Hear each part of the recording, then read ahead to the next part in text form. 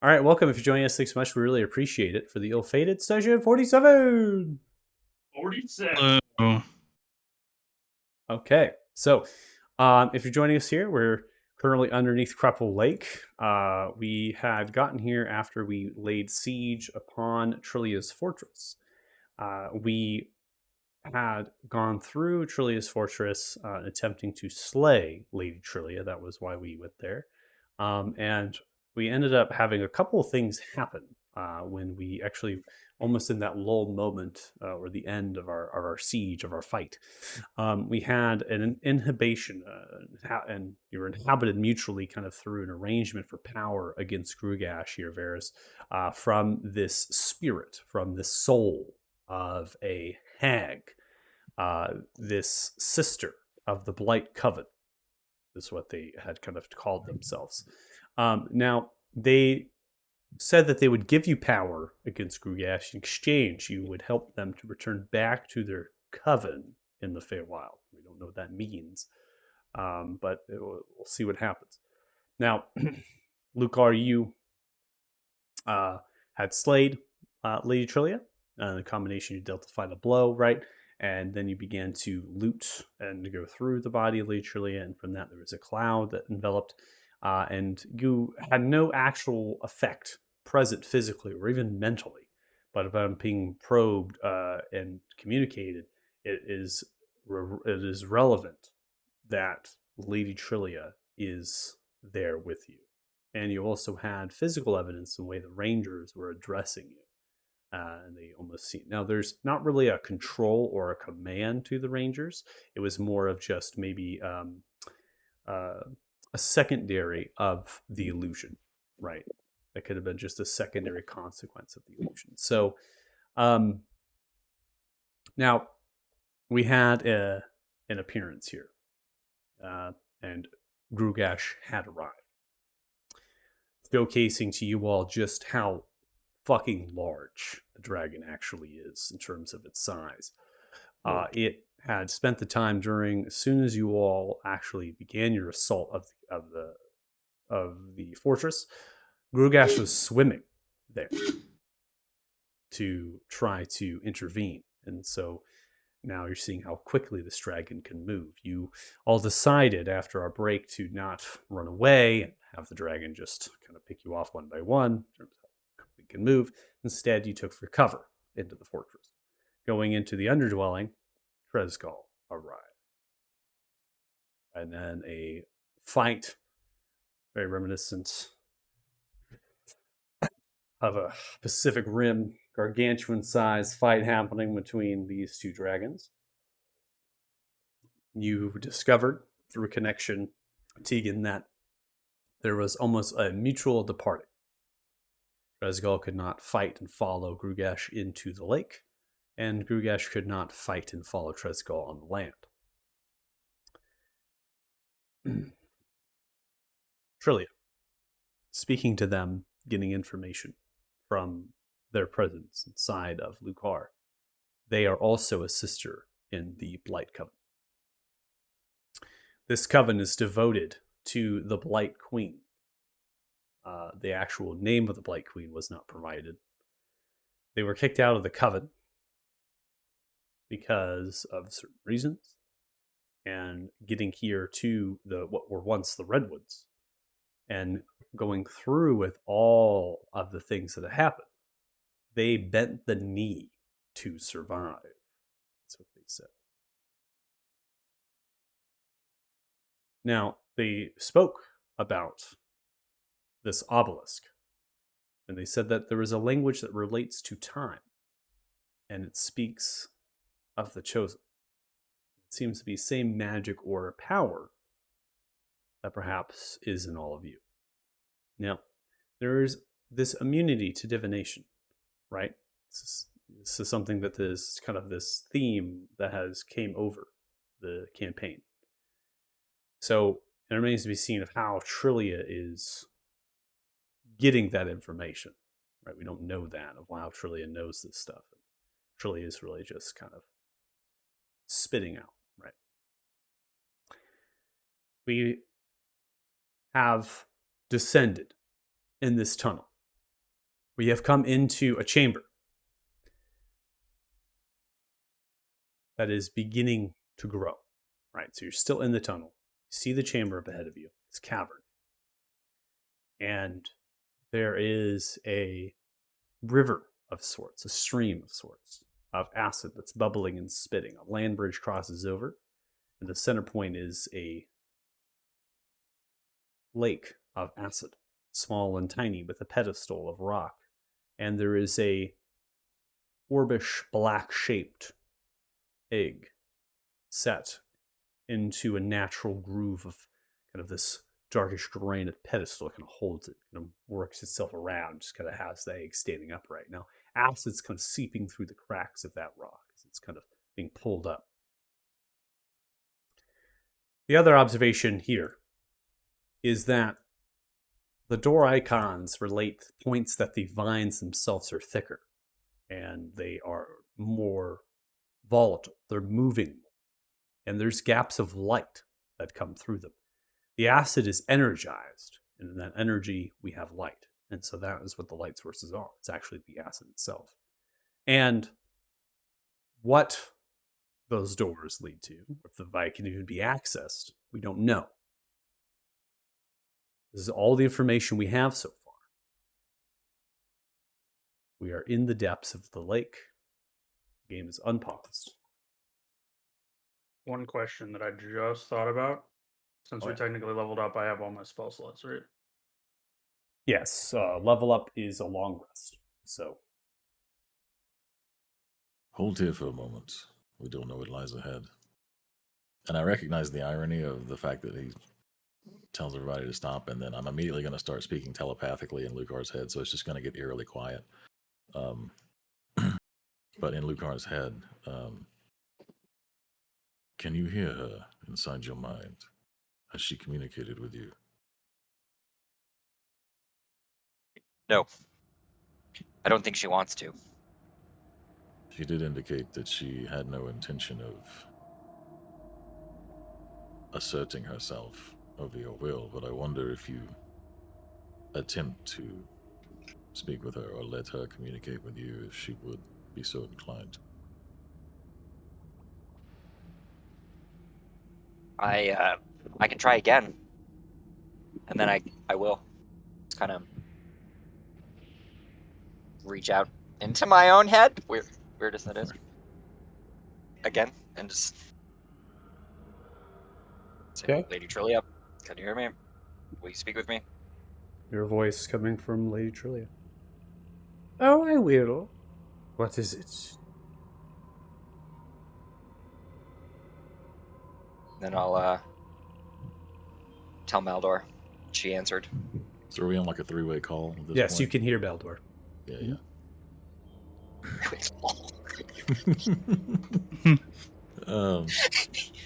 Hold 1 minute. Yeah, no. Hold on, we're in a tunnel. Yeah, I'm going through a tunnel, literally.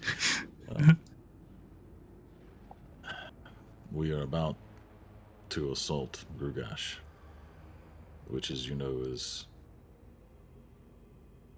a not unchallenging feat. You have made it obvious that you are a pragmatic creature, and your primary goal is survival. Therefore, it would be in your best interest to ensure that we have the best chances of succeeding in this task as possible. You indicated before that you knew something of why my equipment is no longer functioning properly.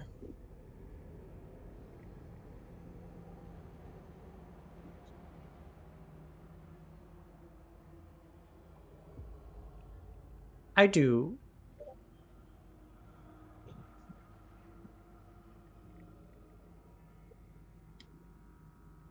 What are you getting at? If you wish to survive, you should speak. Are you not all capable heroes? You all slayed me. I think the issue is more that you have everything to gain and nothing to lose.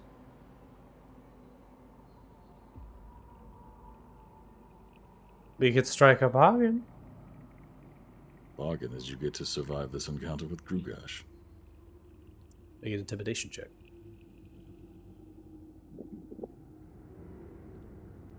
Can I help him on it since we're together? No.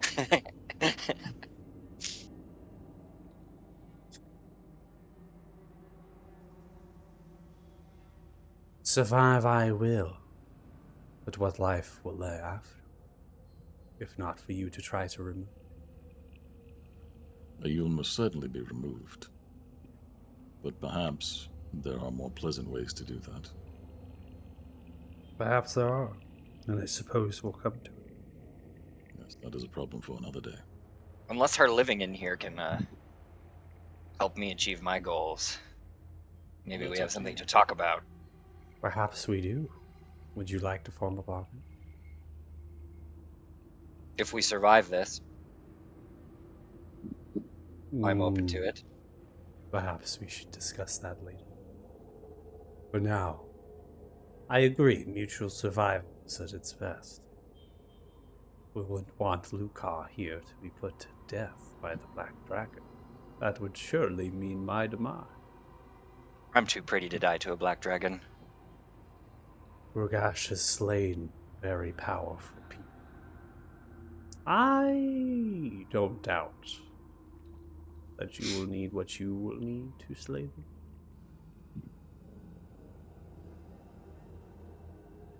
The items have been restored.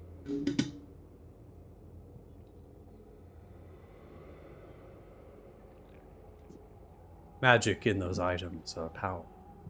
They were merely suspended in stasis, like a trapped mine that I did upon this one. So sorry. That sucked, by the way. I had little choice. You all stormed into my fortress, killing a number of my rangers.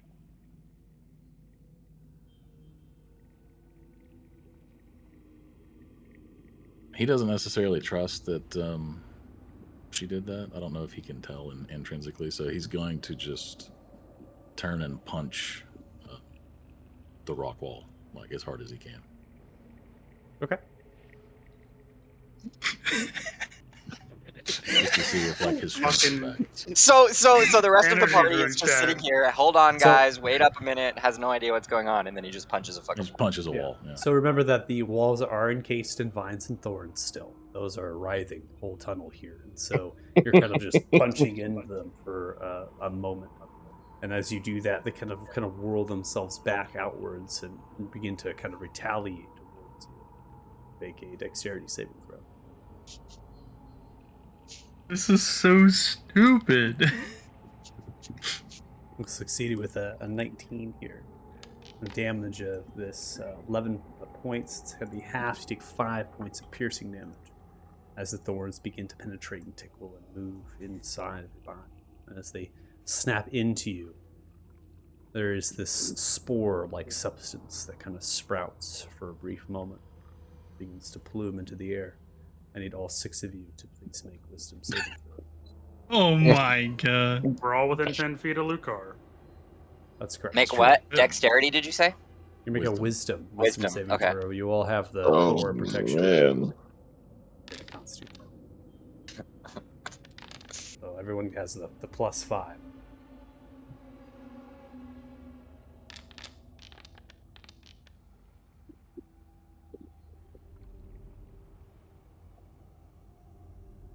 So Maldor, you have a 13 on the roll. Everyone else has succeeded against the spores as they flutter through. So That's fitting. very honestly. current. Yeah, this is very. After I told you not to hit the very wall last session, I you hit forgot. the I thought they fucking were wall. rock. I literally told you, hey, don't touch the wall. Punch his wall. My god. You breathe He even in had he. spores as you breathe them in. There's a little bit of a tickle in your nose. A mild sensation at the back of the neck. Unclear as what has happened. You feel a little bit off. Sure what that did, but I did not like that. Maldor. I told you Don't- not to touch the wall. Don't touch the walls. However, your strength seems to have returned from the belt. So back in Lucar's mind, just completely ignoring everybody. It seems she speaks the truth. Can we continue yet? Can we go down this hallway? We're having a conversation. I don't do waiting. Thanos. Would you like to be hasted? Yeah, can you haste me and I can go check out what's going on? You can haste yourself, and if he wants to be hasted, I will cast haste into my arcane emerence and make what you'll see is he'll do all the normal somatic and verbal components for haste, but when the energy would normally leave his hand, it like spins into like a little white, like a semi-lucent ball of energy, frozen in time, and then he hands that to Thanos. Okay. This is a spell. This. The Yeah. fuck? So when you would like to use it, crush it, and it'll be like as if I casted the spell. What happens if he swallows it? Same result. Indigestion. It takes 30 to 45 minutes to enact it. Oh, indigestion. Yeah, and then I'll take off one of my third levels. I'm not gonna cast it because I don't want to do it right away. Yeah. Before we wrap up the conversation with Trillia, is there anything you can tell us about this layout, the things that lies ahead, this encounter with Grugash? You've spent time with him. I have. Is this information you see? If you have it.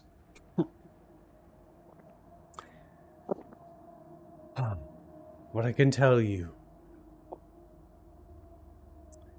is that the place you are going to go is only where the creature will emerge to communicate with their general.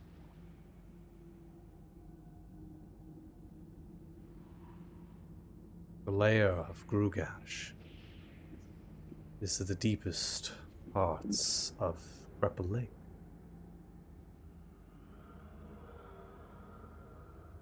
I do not know what that looks like. I've never been.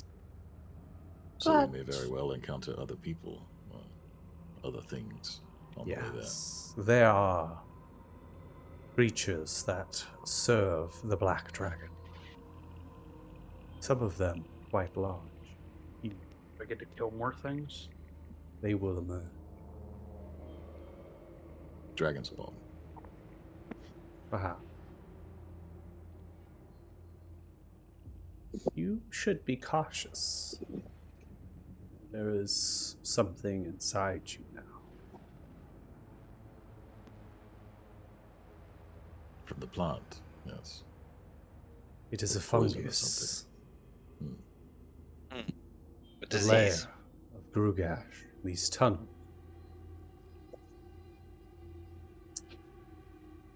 It is alive and filled with the dragon's magic. Grugash will know you are coming, and when you are coming.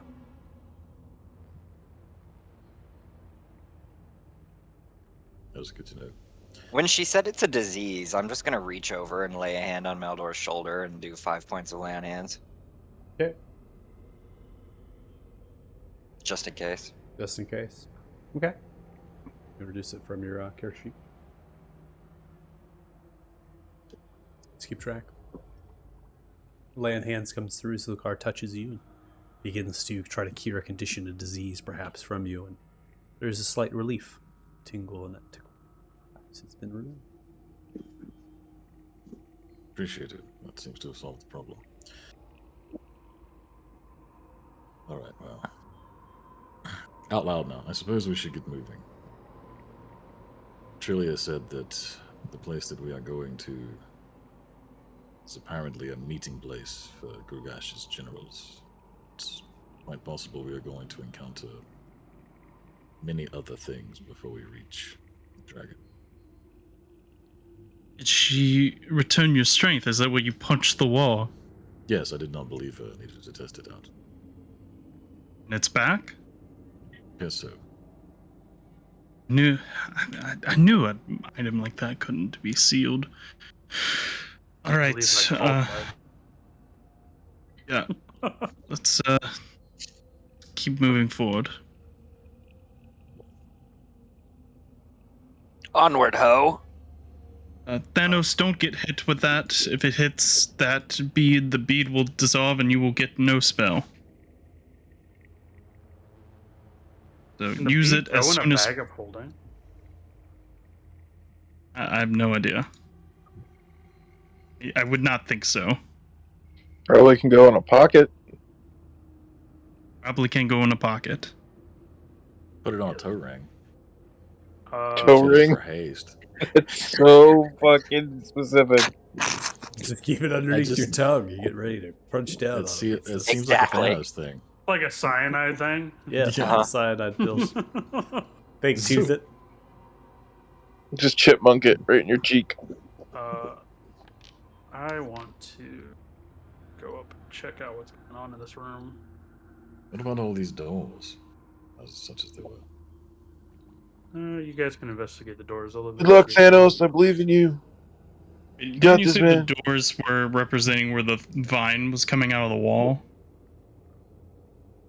No, that's where there was light. all of the whole cavern, the walls are encased in vines and thorns. This is what actually suspends this place. It's not really the rock itself. It's more of the vines and the things that kind of abridge the gap of the cavern that you've kind of been, kind of entering into from the living tunnel.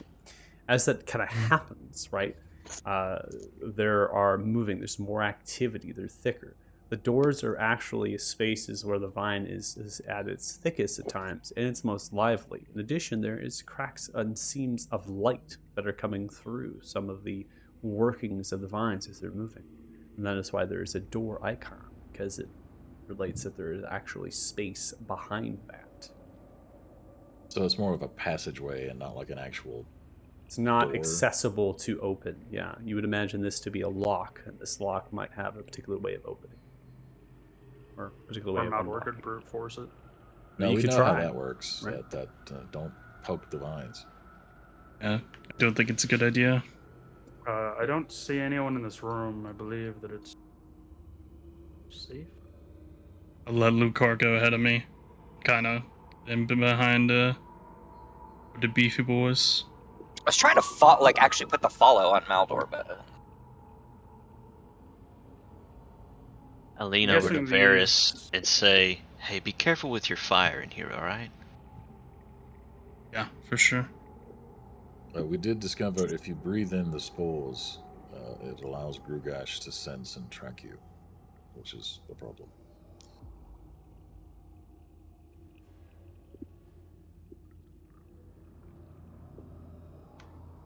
So coming in here, beginning to look through, you can see that there are 4 spires as they're working themselves to the ceiling height of roughly 20 to 25 feet. And the rooftop is alive. It's really just vine and thorns as it's whirling itself. In addition, the spires, as they come through, they seem to come through that vine. And you notice that there are acids kind of seeping through them in certain ways. And they're kind of just pouring out into the vines and onto the floor, and that begins to bubble and sizzle and neutralize with the air.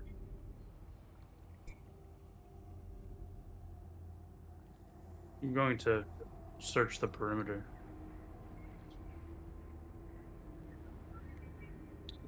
Walk the whole fucking thing. Thanos.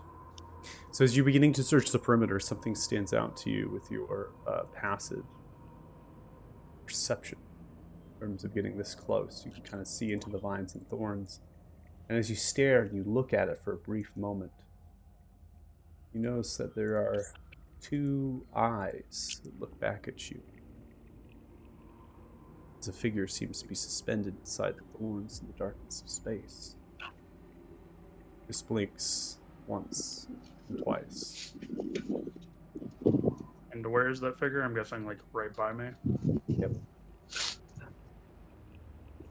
Huh. Oh. Yeah, we're just gonna, we're gonna back up here real quick. We're gonna go back to the party. The vines have creatures in them. We may very well get attacked in here. Okay, you don't have to tell me twice. Walking across the bridge. There are vines on the pillars.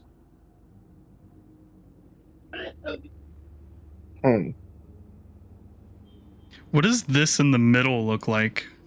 It is a rock that seems to kind of come up from the acid, a pedestal, if you will, and then inside of that pedestal in the center point, right, you have a holding of some sort of this reddish orb, kind of egg-shaped thing.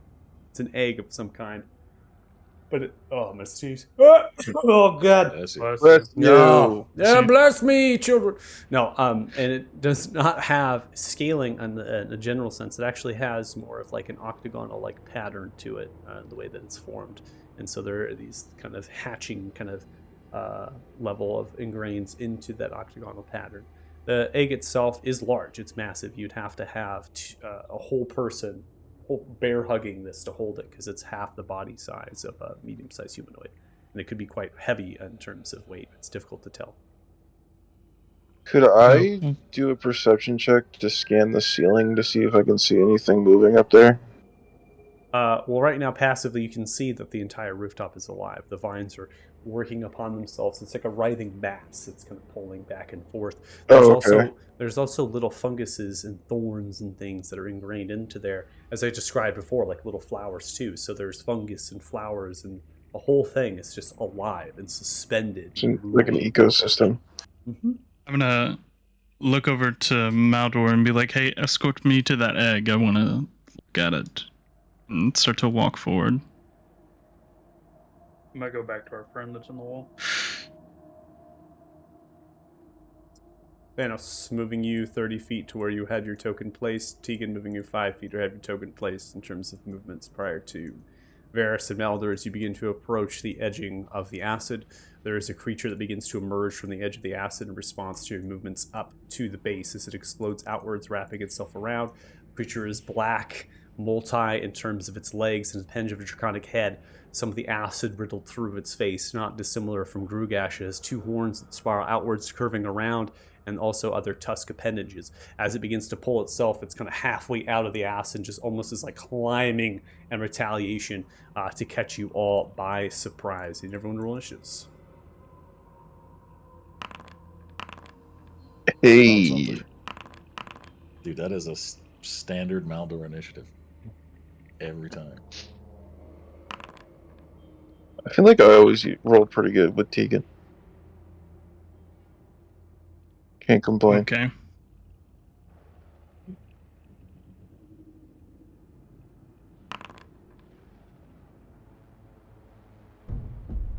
Oh, nice. Oh boy. Oh boy. God. Do I have a higher dex mod though? Or is that because he got a surprise round? What's your dex? +4. Wait, no, +3.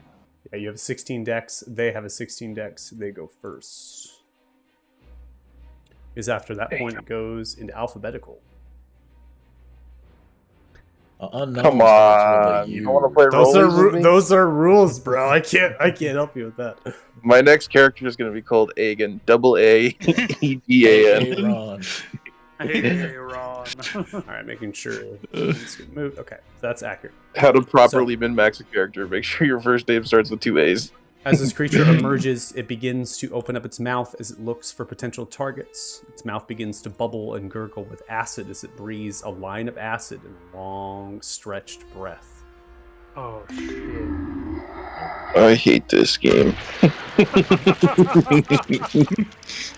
You know, if you hadn't moved 5 feet, you might have actually been safe You would have. You would have been. Now, Varys, you technically would be in this line. Remember, we're kind of on the default Foundry templates. We don't have any modules helping us, so it's really kind of drawing that line. Varys, you would be in this, but you are immune. So as this acids breathe outwards, you begin to form black draconic scales across your flesh, and those begin to brace into the acid as this point blank range. Maldor, you are directly in front of this. This is point blank range. As this acid begins to breathe outwards, you reaction, throw up and absorb elements of barrier begins to form, but the breath continues to billow through that and begins to implicate you.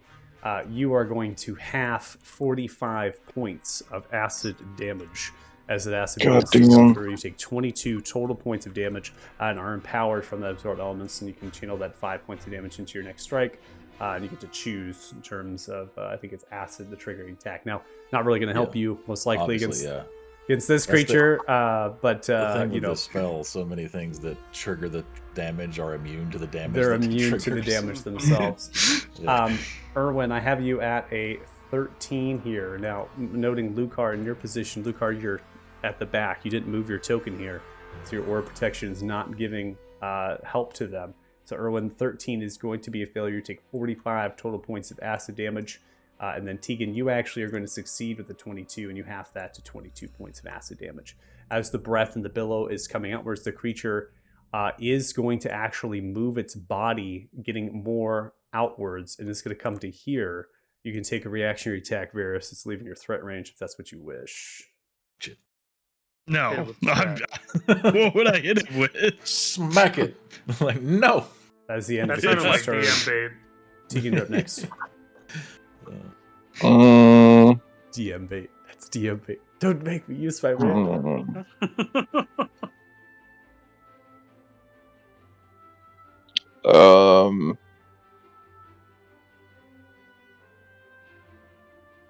Bonus action. I'm gonna say, Maldor, kill that fucker, and give him bardic inspiration. First time with the D10. That's huge. It is huge. I will activate my gift as well. Okay.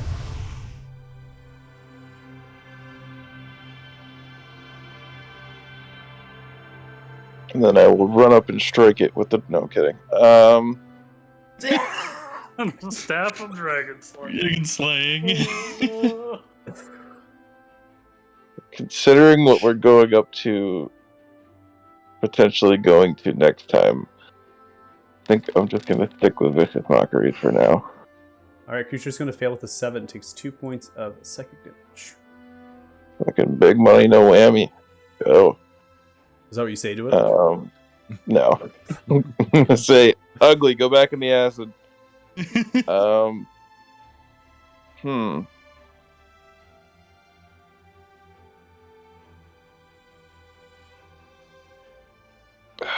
feel like this is a mistake, but you know what?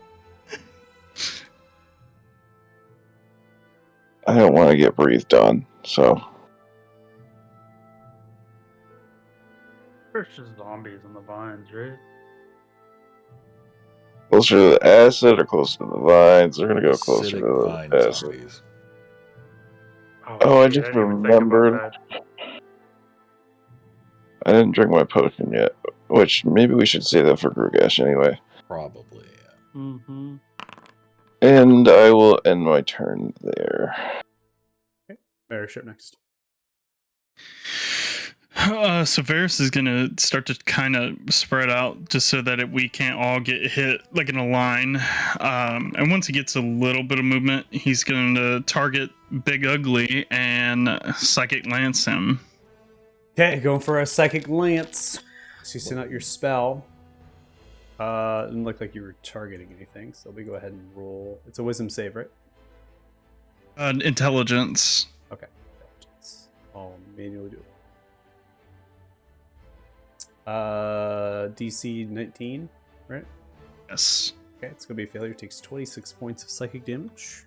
And the lance, as it sends out from And your hand, begins to spear directly into the mind. Target will be incapacitated at the start of your next turn. and that will end it for me. All right, new turn. Or when you're up next. I start coughing. I think it got in my mouth. And I'm run up to Maldor and hit him with a quick cure wounds. Appreciate it.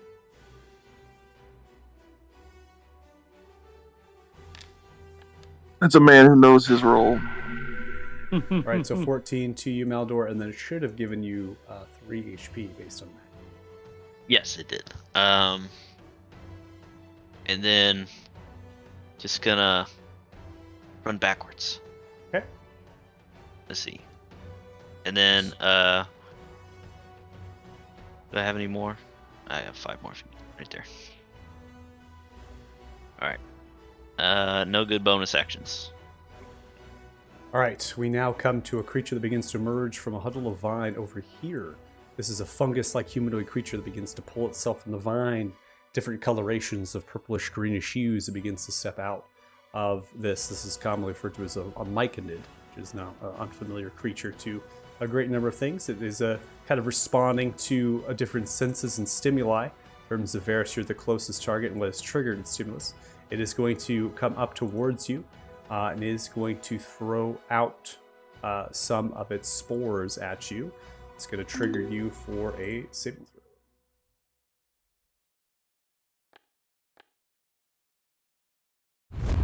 All right, 12 is going to be a success as the spores get sent out towards you. It feels as if it is a stunning spore. So as it comes through, it tickles and feels as if you're becoming disoriented. You're able to kind of resolve yourself and not be implicated in that. One of the things, too, about this creature is it shows very little in terms of actual aggressive motives. It seems more of a pacifying type in terms of your insight as you look towards the creature. It's kind of like set like a wave of spores, and it's kind of bouncing from left to right. It's not like throwing its body at you by any means, and it kind of just strode up to you. Now, in a similar fashion, this creature is reported by Stimulus. It comes towards you, Tegan, and is going to do the same thing.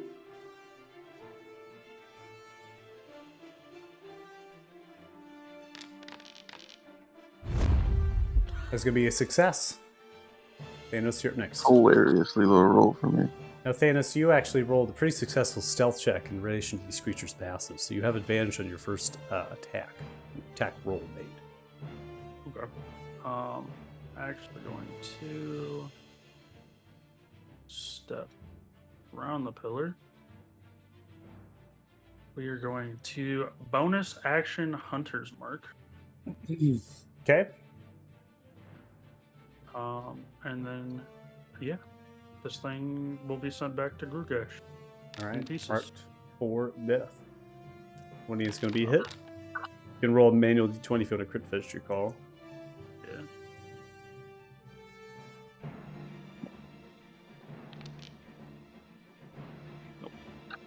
All right. It's going to take 11 points of piercing and necrotic damage. That did not include Oh, the the Hunter's Hunter's Mark. Mark. Roll a d6 for it. Not sure why it didn't do No, that. it did not. Let me see real quick what version of Hunter's Mark you have. That might be the reason why. Thought I had. I thought we put the one in, yeah. Yeah, because I've used it before and it's worked. 10 point. Yeah, it's the most modern version of it. I don't know why. Fine. D6 plus 4 plus D6 plus 1D4. Yeah, Yeah. because the 1d6 Yeah, from it the usually adds it dragon. afterwards, so it's okay. Mhm. We'll manually roll if we have to for strike hits. Alright, second attack. Oof.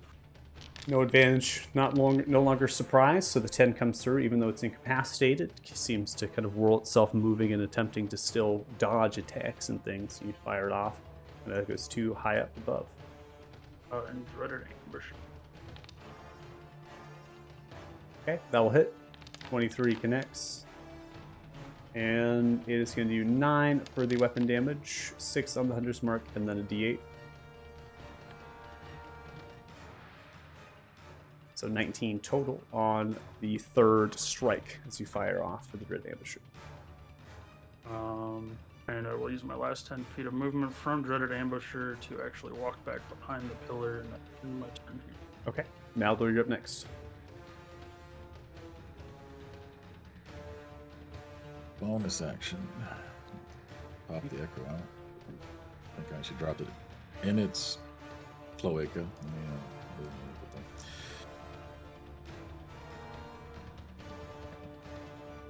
Going for an attack. Okay. Going for attack.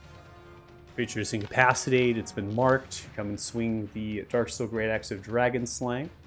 It's going to prompt you for the Bardic Inspiration.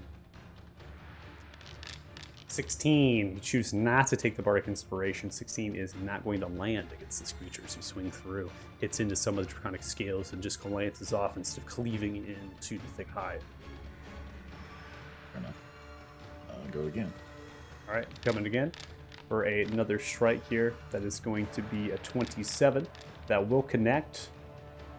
And that does 24 total points of damage. I also need you to roll 3d6.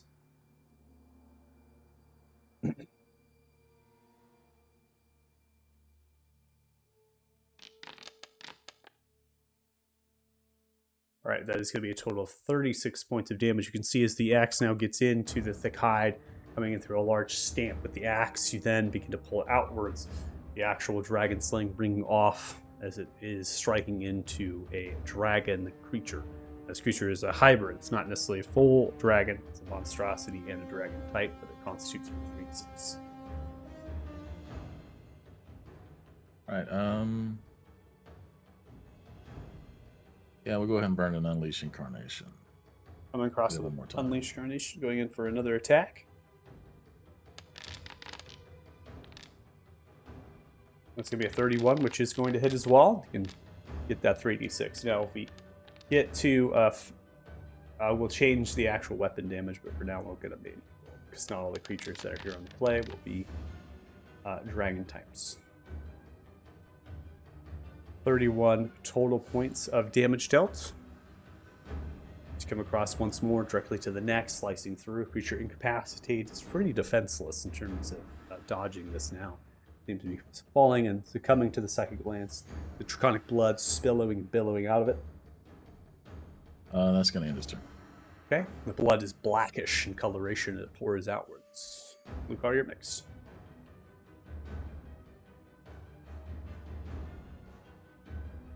Okay, I am just going to mumble under my breath, like, why is Varys always stepping on these little dragonlings? And then I'm going to walk up over to Erwin here and lay a hand on his shoulder and give him 15 points. I'm Okay. still like spitting. It's in my mouth.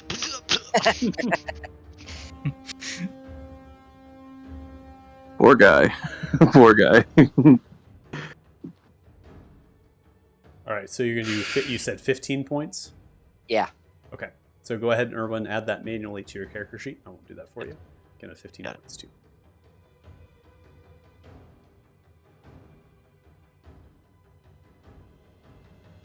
Anything else? Then, no, I'm just going to end my turn here. Oh, okay. End turn there. All right. Ending turn. We now have another fungus humanoid type creature kind of comes and emerges. It moves 10 feet in direction of Erwin.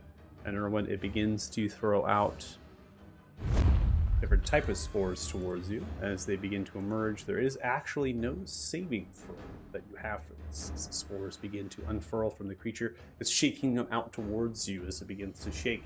You begin to have a tickle in the nose and something in the back of the neck as it begins to form. And immediately you're hit the wave of telepathic communications with these fungus-like creatures. And this visceral image of the language and the different things as they echo outwards towards you. The creature then, focusing on their speech towards you, says, "Surrender!" as it begins to motion and continues to wave spores towards you. Peace! And ends its turn. Vine begins to unwrap. From the back hatch as a large mound of shambles begins to pour out. Oh, not Stripping these the past fuckers again. Oh, it begins God to damn crawl it. itself from the back of the tunnel. As it begins to unleash, it makes a dash action, pulling itself through as it curls and drags its body front. Erwin and Lucar, being this close, you turn and look towards the creature, and it seems as though it has something very odd inside of its actual mound of its head region, a metallic-like structure. It's shining in terms of the greenish light. Ending its turn, another one begins to pour out, filling in space. As it begins to be pulled. It makes a dash as well to get to here. Ending turn. We now come to the creature. Creature is incapacitated at the start of Varus's turn, so it has no actions it can take because of the psychic link. Stegan, you're up next.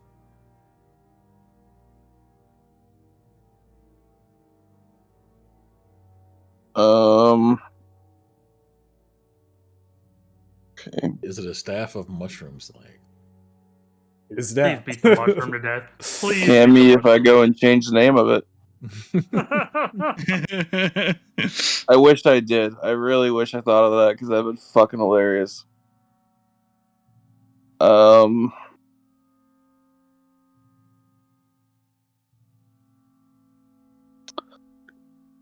Wow, this sucks.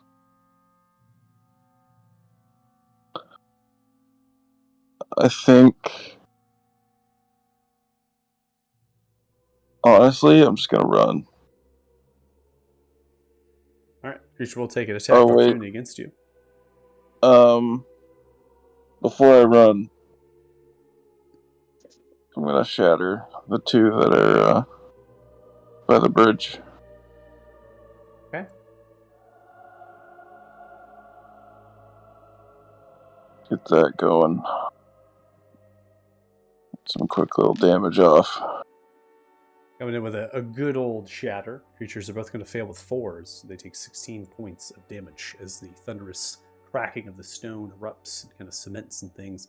And through the grooves of the actual cracks, acid actually comes through those grooves, suggesting that you're on an actual floating piece of wall. Suspended. Oh no. That's not good.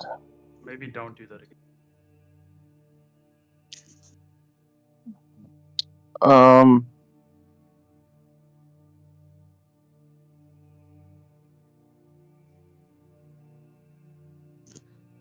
Yeah, I think I am just gonna run away from the thing because I don't know. These things don't seem too inclined. Alright, I'm going to move it to get the reaction off because we have distance of range with the attacks. It's going to go for a fist strike. It's a 7 that's going to be missed, moving it back into space. Yeah, that's what I thought.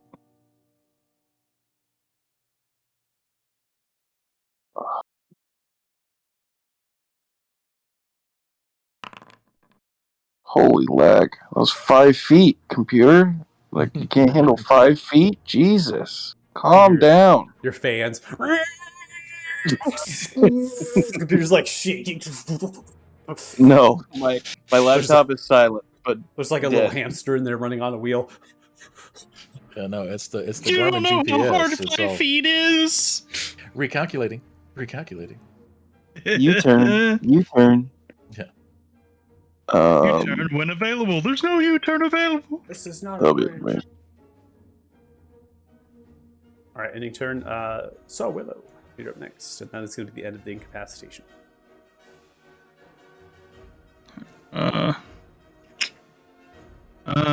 Let's think here. What can I do?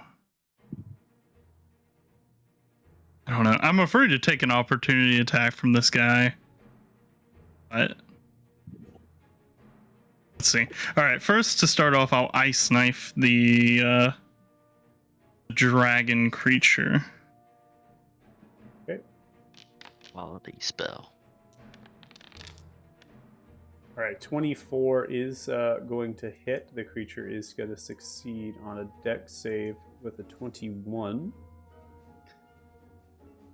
I see damage-wise what that looks like. So I think they're hit, and they take the damage, and they roll for the secondary. So Yeah, so it would be halving 11, but they take 8 from the piercing.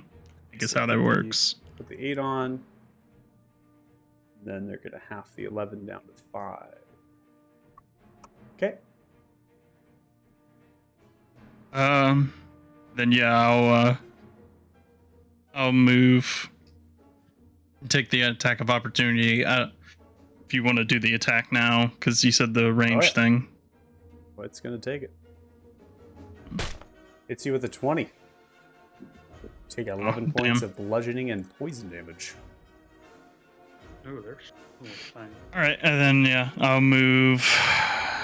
Do I? Which way do I go?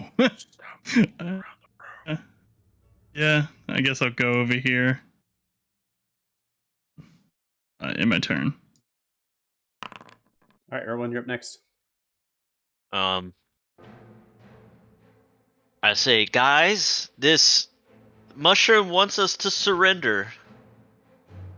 But I say fuck them. Hear multiple voices. We all want you to surrender. Please. And then I'm going to extend a hand in the air and cast Spirit Guardians. Okay. Good work just by clicking the spell throughout the... Yep. We're about to stack Spirit Guardians. Is that what's about to happen? Double fucking Spirit Guardians. Can you stack Spirit Guardians? Is that a thing? I think so. Yeah, Two I mean, Won't the Before Guardians, casting won't it. the, spell won't the- effects, won't the right? Guardians just fight each other? No, this isn't my territory! It's What's my up, space. blood? This is my 15-foot radius. Get out! It's my territory! Get out of here! It's like a gang battle ensues. Yeah. And then, again, no bonuses. I'm not gonna move. So, in turn.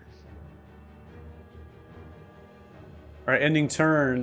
We now come to this Myconid, and this Myconid is going to be making its entire movement speed coming to you, Maldor, at your back left side. It then begins to throw out some spores at you, prompts you for a save.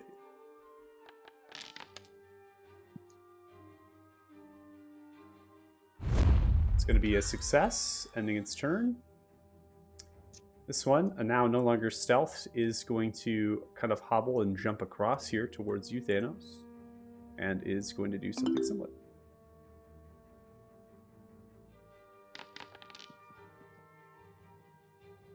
Succeeding as well. Thanos, you're next. Careful where you move in the room. I saw one to the right of you, Tegan. FYI. And I'm just shoot the dragon because I want it dead now. Okay. You will have disadvantage. You are in melee range with a hostile. No, hand crossbow expert cancels that out. Does it? Yes. Does it? 11 points of piercing crack damage. You roll the d6 for Mark. 12 total. I'm guessing it's still alive. Come on. It is. Second Got like attack. 1 HP. 26 hits. My damage Roll is another rolling D6. like rag. Takes 15 total points. Creature still alive. Alright, bonus action hand crossbow expert.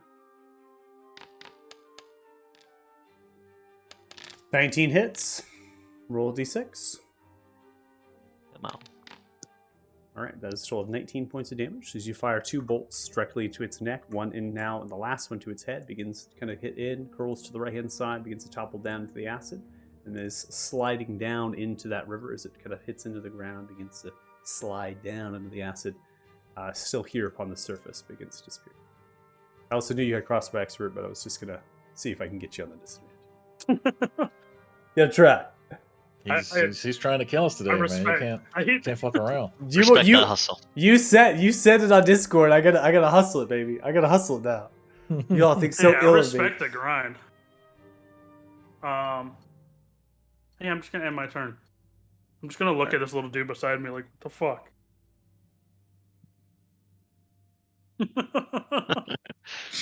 What is Maldor gonna do this guy? This poor dude is about to get cut in half. Oh no! Mushroom spit on me. No! 23 will hit. Do 19 total points of slashing damage. Creature still alive, so you cleave into the large husk of its shell here. It comes into the fungus and Wait a minute. smashes down into them. You kind of get kind of flayed and cleaved outward. Yeah, So you you don't have have great weapon master on. Yeah, I ain't off. gonna remind you. Yeah, no, you're fine. I turned it off when the belt broke. I was like, these numbers don't look right. Yeah, no, we're good. Wait a minute. These numbers are I hit rookie better numbers. than that. These are These are some rookie rookie numbers. numbers. 19 hits. You see as it's kind of in two pieces from its chest region, kind of flayed offwards. It's kind of whirling, looking towards its arm. It looks back towards you, and you just kind of go into it like a mushroom on a cutting board, ready for a delicious pizza of some kind. You deal 28 points of slashing damage and flay it into 2 slices. Echo's gonna move over here to catch up with me. Everyone, I need you to make a wisdom saving throw. Whether or not you blow up the Echo. Oh no, it's because you just. Fuck. 28. You hear a shrill of screams and cries as you are connected to the hive mind, and you begin to curl upwards. Failure would most likely mean a stunned condition. Maldor's gonna move over here. Bonus action, Great Weapon Master attack on this one. This one just died. So he doesn't know what's happening. Fair. It's just that hurts. 16 hits. You have 32 points of damage, and you kill that one, flaying it up. I need another wisdom saving throw, Erwin. 23. You have success again. Continues the screams and the cries. Kill the mushrooms, they're hurting the cleric.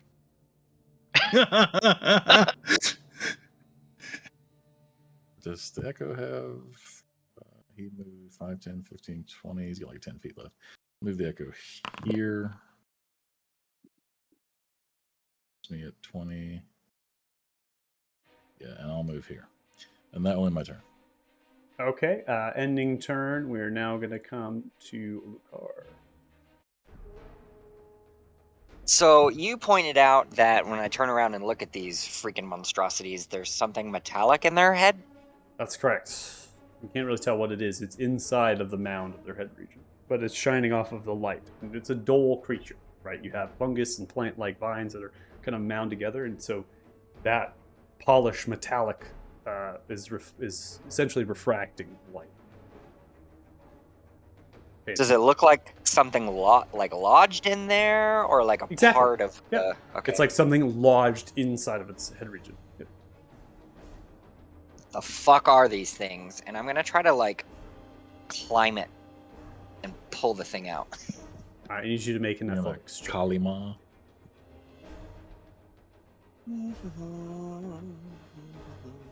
Athletics? It's athletics. That's correct. Natural 20. So you're beginning to kind of climb upon the creature. You begin to kind of come into its mounds, and then you kind of reach into its head region and you pull out that metallic substance. It appears to be some sort of small-sized, in terms of its body, and you, right, smaller, I guess they say. It represents that of a syringe.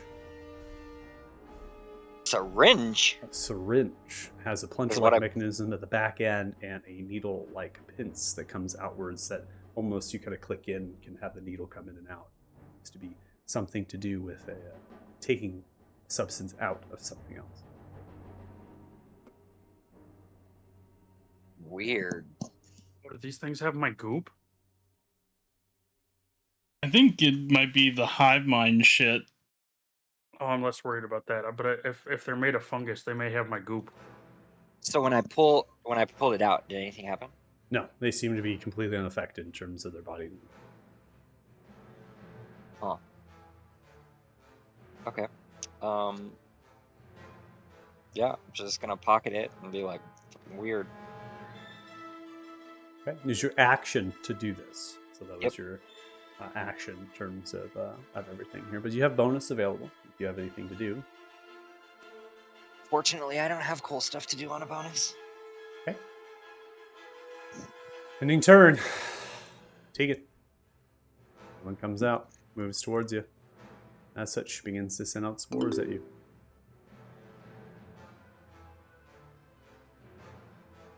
Right, don't warn you, Tegan. 22 is going to be a success. It ends its turn. Creature fails with a 12, takes 14 points of ray damage from that an So absolutely loud. crazy sound effect. It's gonna be that loud every time. Just FYI. So Yeah. prepare Just wait till we yourselves. have 2. Lower your sound settings if you can. Creature is going to take 2 stripes here. It's going to send outwards its 2 slam attacks with its tentacles. The 2 targets that are here, one of which goes to the Echo, misses the Echo with an 11, and then the second slam comes towards Luthar and is going to miss you with a 12. So you're kind of racing against maybe putting your weapon upwards, and the mound's just kind of going once and twice. It's kind of whipping you downwards into the ground. That's going to be the end of the creature's turn. Varys, another one unleashes itself, begins to make way towards you, and begins to throw out some spores at you. I guess I'm the only cool one that gets to join the club. 16 is going to be a success. Ending turn, another one begins to come through. This one is going to make a dash action and move 40 feet here as it begins to make way towards all of you. Ending turn. Here we go. No sound effect. Look at that. Okay, fails with. Did anybody else? Nope. That was good. Fails with a 12. Takes 6 points of radiant damage here. And then it's going to go for 2 attacks, one of which is to Maldor. Maldor, you are going to be hit with a 21. Takes 17 points of bludgeoning damage. Now, as this vine begins to come through and begins to whip through, it is really just not about restraining you or engulfing you, right? It's not wrapping you up by any means. It's really just coming through with the whip. So it's a straight 17 points of bludgeoning damage, and there's no actual after effect to the creature. Now, come to the other one. This is a natural 20 on Irwin. Irwin, as it comes down, whipping you, it is going to deal 30 total points of bludgeoning damage as it comes crashing down towards you. Block and that bumps crit. you for a concentration. Oh, okay. Blocking the crit. Don't roll your con save then.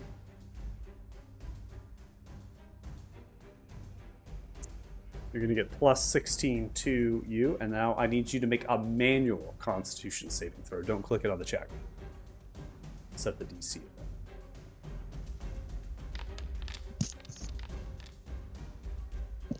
Believe I get advantage, right? Because I'm a what do I have?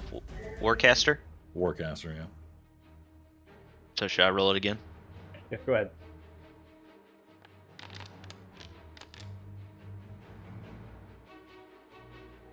Caster's coming in clutch.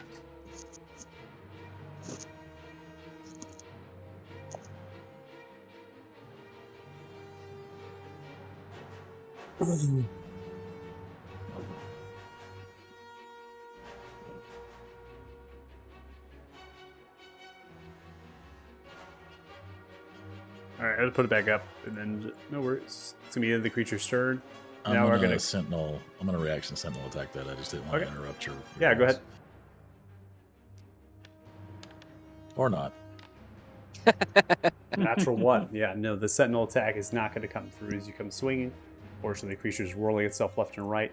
You maybe get some a couple of the actual vine work, that doesn't really connect through with the heart and meatiness of the structure. We're now going to come to you, Tegan. We're at the start of round 3. When this fungal creature kind of crossed, did it hop over or did it pass through the acid? It hopped over it. It is not a difficult thing to go over 5 feet. Anybody with real, anything above a 5 strength would be able to just to hop over the 5 feet. So it really just kind of hopped over it. Even Varys could do it. Yeah. Yes, even Varys. All right, I'm gonna The shade. Come on, man. take my staff and kind of try to shove it into the acid. You're going to take your staff and shove it into the acid? He's Try gonna try to to. shove the mushroom into Oh, it, not the shove. staff. You're going to go for a shove. Okay, please make Yeah. okay. Yeah, let me not play the pronoun Just- game here. Yeah, I'm gonna throw my staff into the acid out of panic. I just misheard you there. Go ahead and make a It's so strength. mad. Go ahead and make a strength check here. I don't think you're proficient with athletics.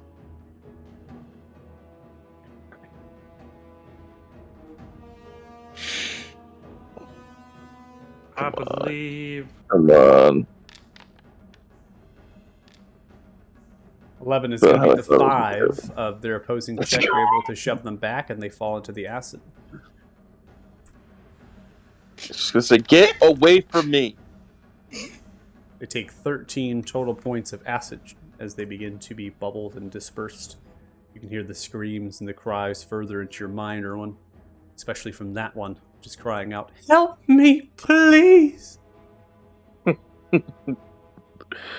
Staff is vicious. You get anything else? I think I'm just gonna get right what I think is a safe position, considering things keep coming out of things. So, right there. And bonus action, I am not gonna do anything and end my turn.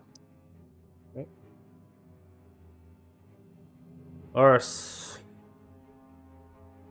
He's tired of having this thing in his face, so he's going to bonus action Misty Step. Okay. And go here.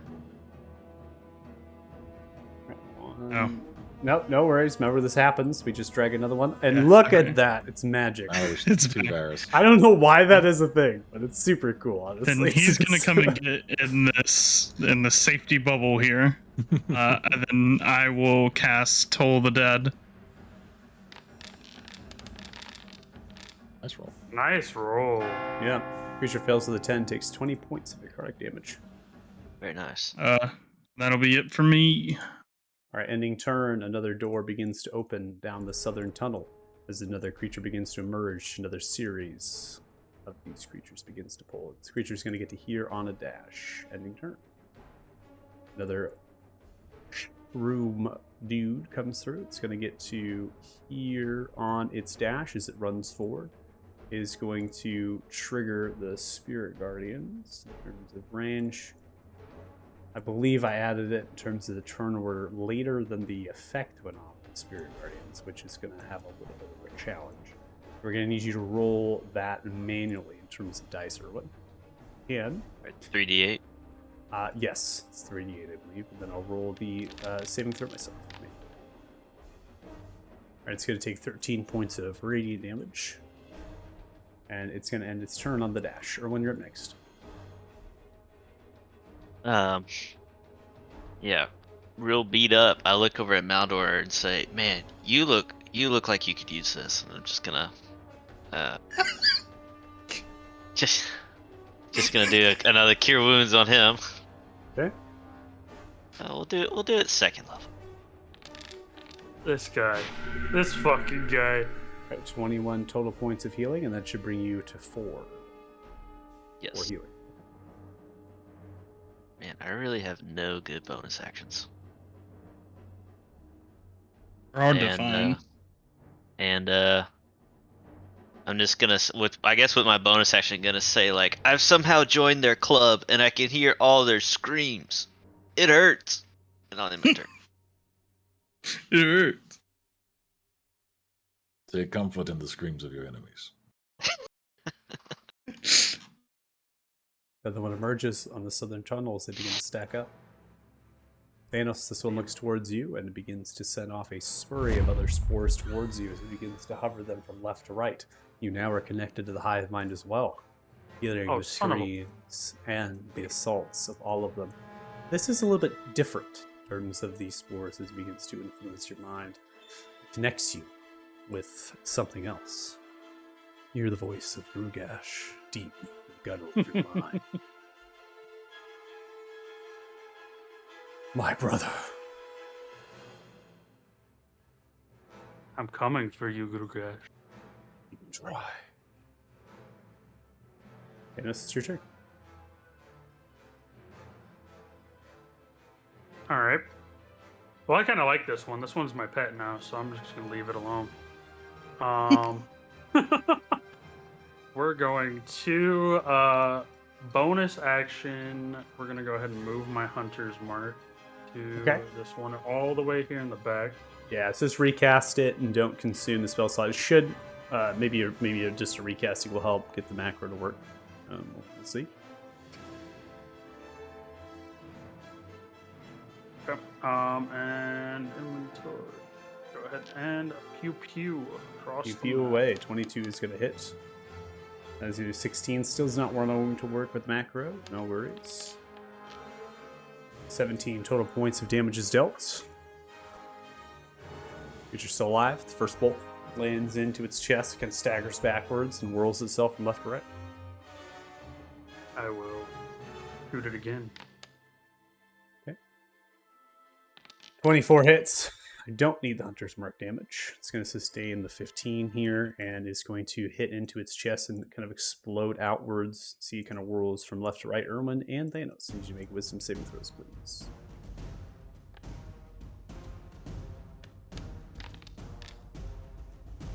(13) 23. Both of you succeed. The shrills of cries and commotion that erupts from the death of a fallen, dare I say, comrade. I'm gonna pat the one next to me on the head as I end my turn. That's so seductive. What is your alignment? Like, Ah, neutral. I killed one and now I'm nice to the other one. that's That's pretty so neutral. evil! I killed your brother, man. Your third cousin over there you grew up with? Yeah, I fucking killed him. Now, though, you're next. It's okay. Not George. He's Not so George. evil. Yeah. Yeah, maybe Yeah, Thanos start. is evil at this point. Like, he just wants to kill Grugash, man. Nice. At this point. My dice keep landing on top of the pop-up, and I'm like, where's the hex? 22. You gotta click the dice when they jump, right? Like, Yeah. 22 is gonna connect you 26 total points of slashing damage.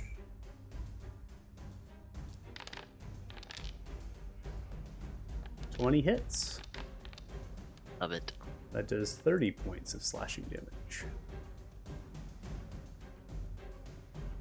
Creature's still alive.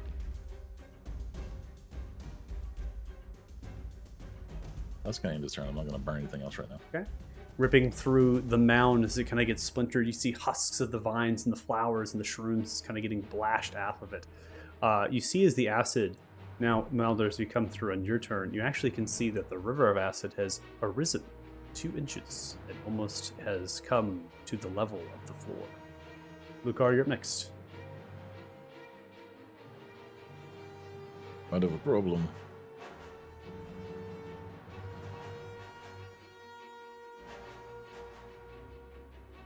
Okay, so I'm just gonna stab the one that's injured.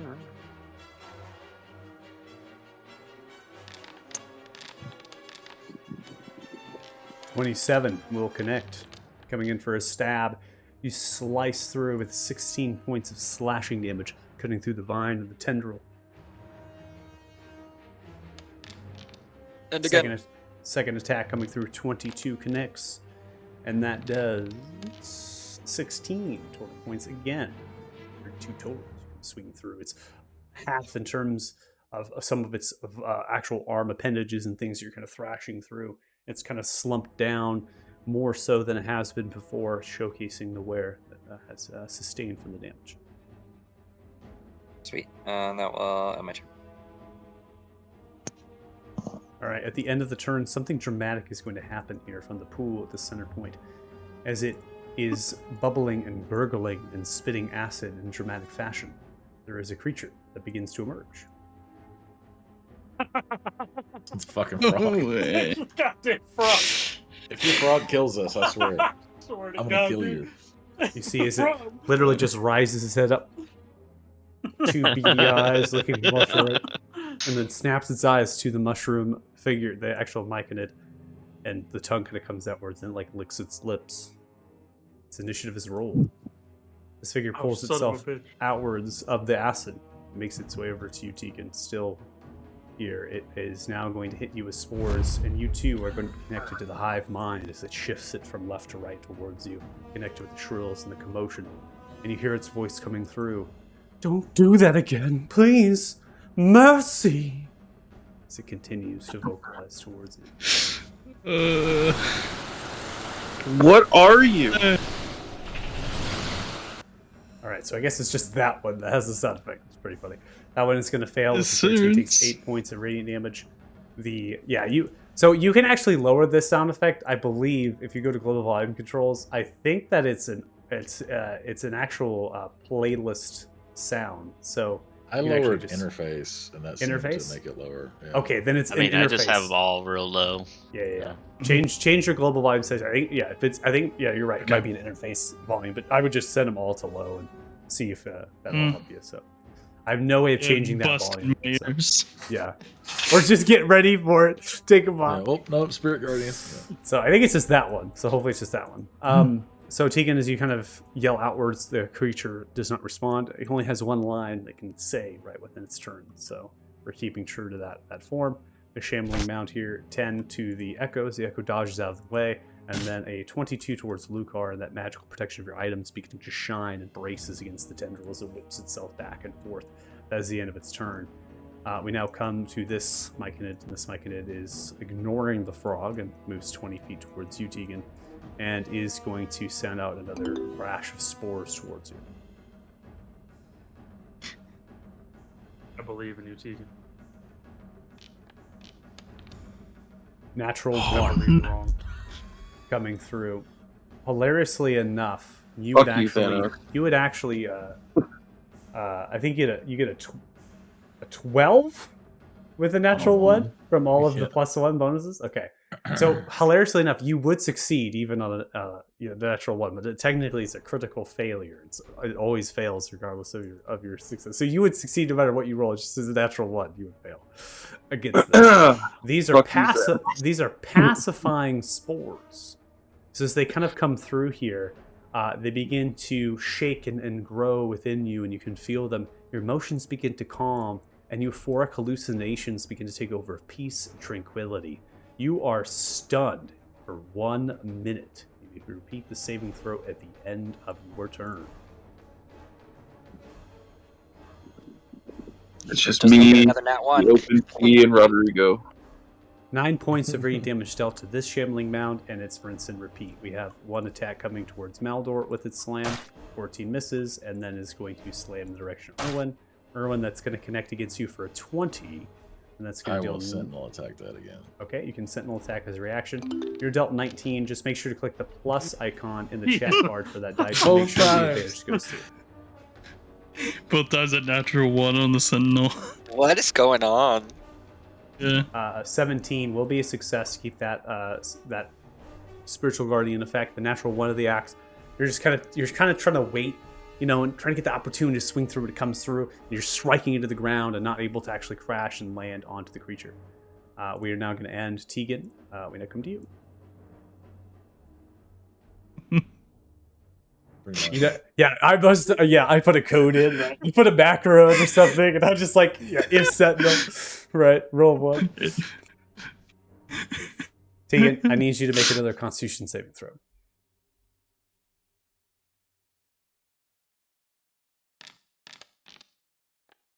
I think it's a con save. It was a con Plus one, save. plus one, plus one, plus one, plus one. How many +1s do you have? What do you A have? lot. A cloak? Also Cloak, the 2 staff. rings, and a staff. The staff, 2 rings, and a cloak. Yeah. Jesus Christ. All right, so a 16 will be a success. Unfortunately, that was at the end of your turn, so we have to go ahead and bypass that. Varys, you're next. I'm gonna cast Gravity Sinkhole out of the staff Okay, and try to hit all 4 of these guys. that is going to hit all 4. Oof.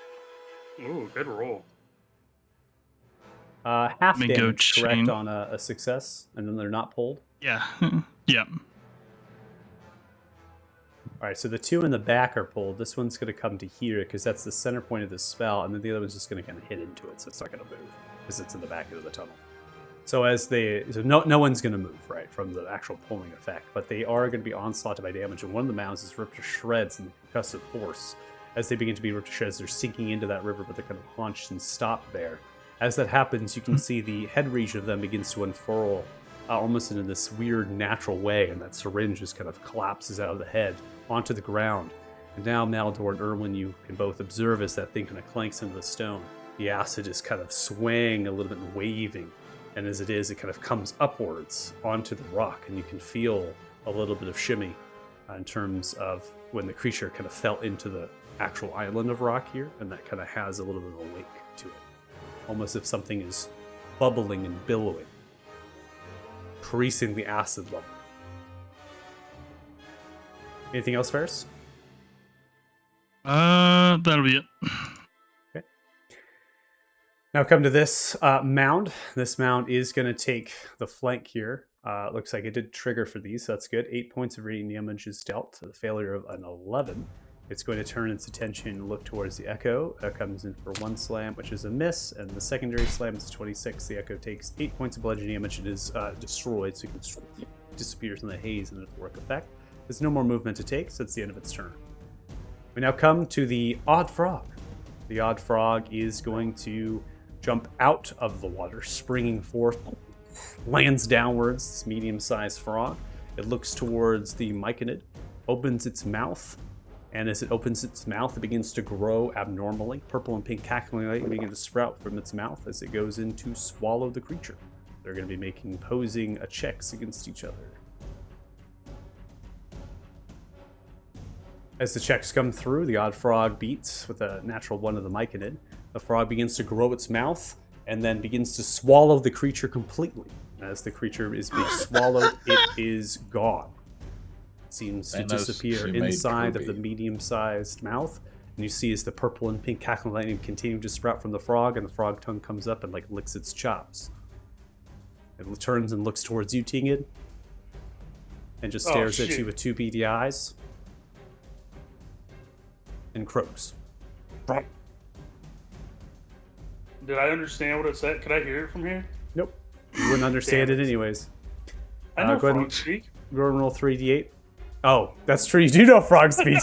Yeah, you're too far away. You're too far away to hear it. Yeah, too far away. Go ahead and make a... Damn, that's right. I was like, you know. This is going to take 11 points of radiant damage and is going to die from your actual effect. I need Tegan, Thanos, and Erwin to please make wisdom saving throws. God damn it.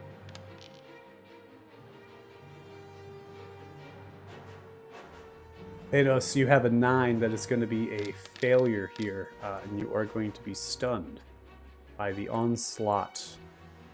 The spores, almost invigorated and planted into your body, they begin to onslaught you, and the voices combined with that are overwhelming. Tegan, you're safe. Erwin, you're next. Okay.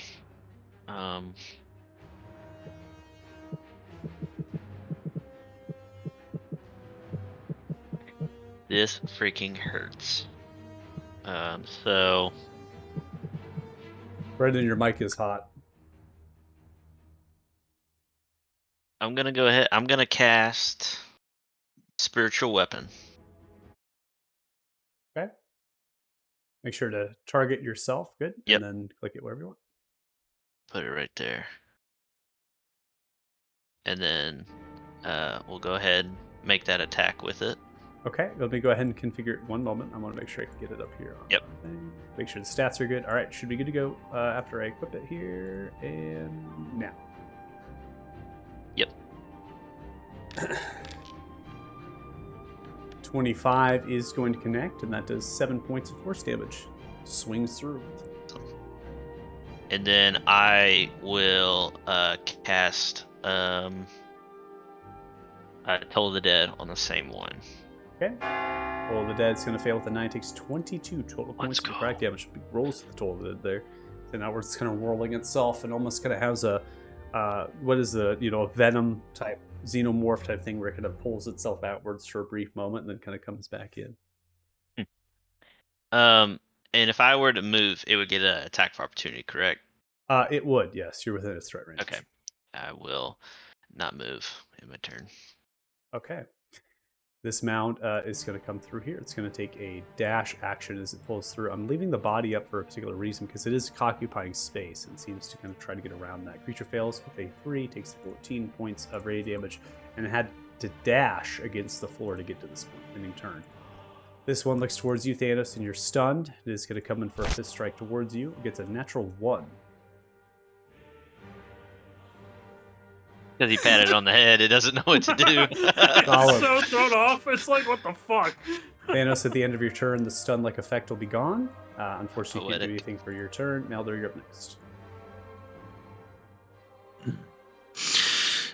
So if I grab this syringe, is that an action to pick it up? It is a free action to grab the item unless it's in possession of somebody. Then we talk about like a disarm or what Lucar basically did. So Yeah. it's a free action just to pick it up. But yeah, he'll just snag that so that it doesn't fall into the acid or whatever. Okay. He's gonna look at Uro and just be like, "Do not forget to take care of yourself, otherwise you can help no one." And then he's gonna attack this guy. Okay.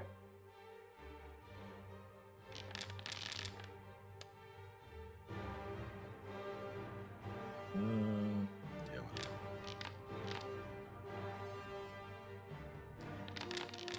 17 will connect. You do 28 total points of slashing damage as you come through. Tapping into your Bardic Inspiration to get that, you have success, so it's not put back to you, and the bless is going to end. Do it again. Secondary strike comes through as you whirl through. 21 points to smashing and slashing a tree or a hunk of this mass. You're just continuing, right, to wreak massive damage. Creature sustains, it's pulling itself back. Embodiment in terms of how much is being ripped apart. We will bonus action summon the echo. Just right next to me. Okay. And we will burn and unleash incarnation. Okay. And hit it one more time. Coming with an Unleash Arc Incarnation to go in for another attack against this creature. 17 will hit. And as you come whirling through a top-down strike, 31 total points, it hits into it, and then kind of crashes down. At that point, everyone can feel the rumble of the actual earth. It kind of begins to kind of shake and float a little bit, and the acid spurts itself from, and it begins to fill in some of the cracks of the bedrock floor. I think we need to get these bodies off the platform. And that's going to end his turn. All right, Lucar, you're up next. Okay.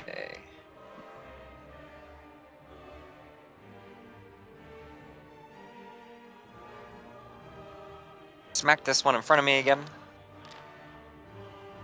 18 will hit. That does 19 total points of slashing damage as you come rolling the Bane of Berry Thune around that whistle, lightweight, slashing through.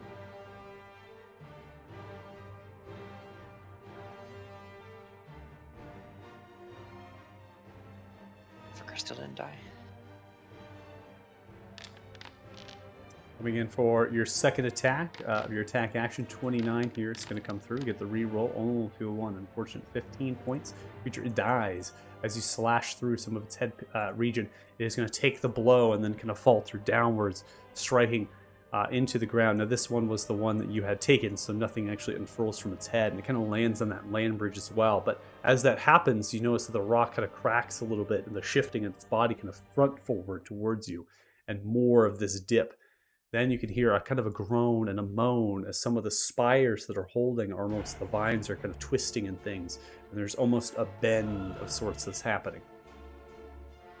Okay, I'm going to hop over it. Okay. Back over to here. Mhm. And then just prepare to, like, you know, as Maldor said, start dragging these dead ones back Okay. off that platform. Next turn. All right. Sounds good. End your turn whenever you'd like. All right, Tegan. This one looks towards you, comes in for a fist strike. 14 is going to miss you, clank against your draconic armor, and does nothing. It is your turn. Top of round 5.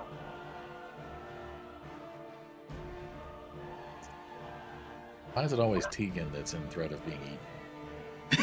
All right. This frog is gonna eat him, and I'm gonna feel so bad. Oh, bad Kirby. I was gonna say, that's it. You forced me to unleash powers I don't understand. He'll lean back. 14 comes through as it looks towards you. One vocal line was held. 5 points of bludgeon damage. You smack into its head. Say please. Keep telling you, it doesn't work like that. It must only work on dragons.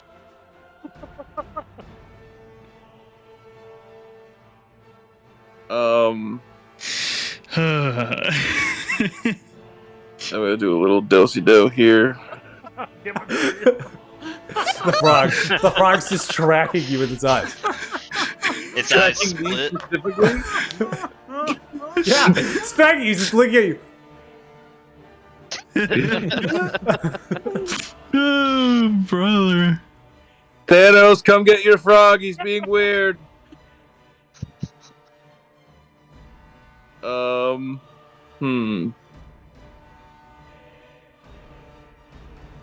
Did any of us actually watch Thanos sprout the frog and throw it in? Everybody watched me Yeah, sprout the everyone frog. did. And Yeah.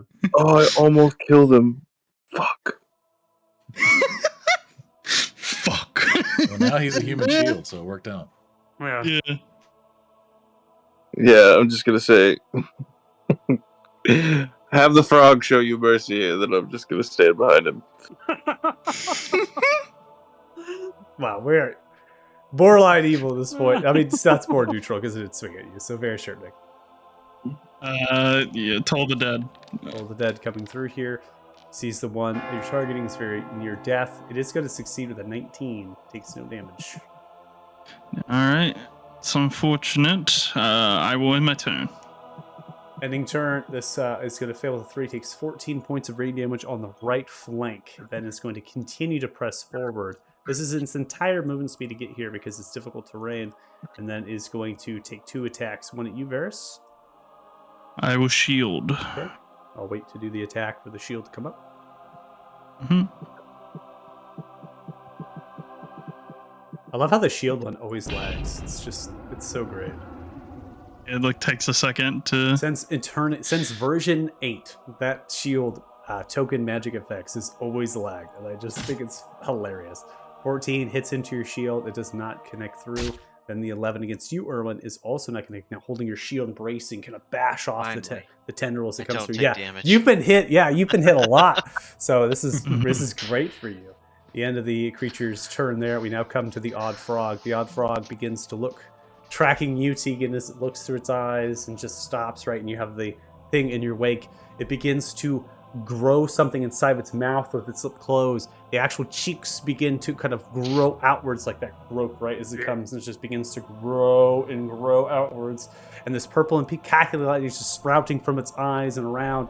Eventually its entire eyes glow purple and it fires off a chaos blast as it sends it out towards. It shoots a bolt of energy from its mouth into the mushroom figure. As it's hit in, it begins to dissolve and vaporize as if it's hit by disintegration.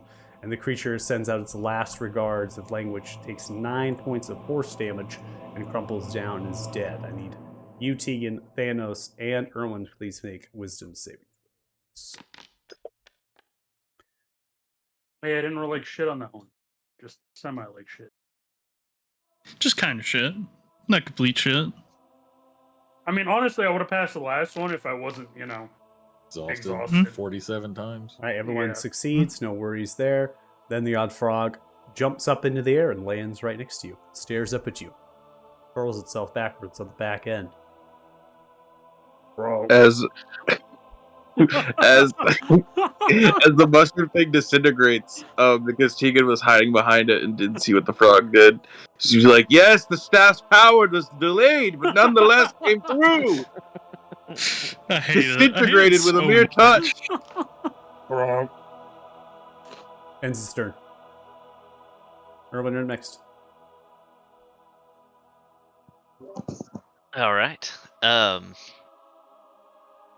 Hearing the words of Maldor, Erwin realizes the shape he is in, and he does agree. I should touch myself up, and I will cast Cure Wounds on myself. Okay. I agree, I should touch myself. I agree, you should touch yourself everywhere. And at 4th level, God damn. Oh, damn. Throwing it out. 34 total points of healing coming Good to you. touch. Yeah, lots of good touching there. I touch myself Do every you not day. get the bonus heal when you heal yourself? No, it's only for other Ah. creatures. And then bonus action, I'll move my spiritual weapon over the dead body Okay. and target this. All right, should be able to still do it. I can always remove the token so it doesn't mess with your thing, but you should be able to. Yeah, I think it's doing it. You did have like 3,800 ping earlier, so Yeah, I wonder if my Yes, brother's downloading Apex again. just so you know, you are lagging here. So 20 does come through, Yeah. 6 points of force damage as you roll through, smashing in.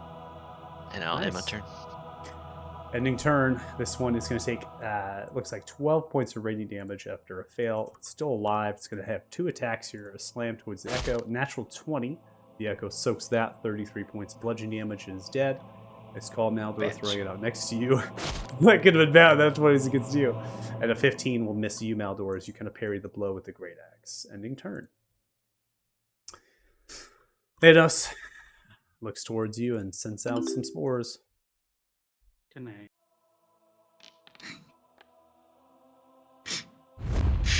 You succeed with an 11. Thanos, it's your turn. I'm gonna look at my little buddy here. I'm gonna look back at everything that's going on. Are you ready to be put out of your misery like your friends now? Please don't! I love you. Trying to share my spores with you. No more spores and you can live. And I'm gonna go ahead and bonus action. And I'm gonna move my hunter's mark to the big thing. Barking up the wrong tree, buddy. Stay romantic. We will shoot it with a nat 1. That Of one. It's going to be a miss. course. Get all these And good ones out of the way now before we find Grugash. The Natural 20. 20. The payback shot. I can roll a d6 for me. All right, so 38 total points of damage as the arrow lands into some of its actual flowering appendages into the head and seems to curl some of the flowers and clean them off with the pierce. Alright, It is an extra d6, right? Yes, I added 6 plus 3 then to the 29. Oh, right, because The crit. yeah, and I'm just gonna end my turn here with my little buddy. All right, Maldor, you're up next. My little buddy and me. What is it with these ones? Natural 1. Get him out now. Get him out now. Initiate How many nat ones can natural you 1 roll, dude? program. Pretty much. If you sentinel natural 1s for the next 3 rounds.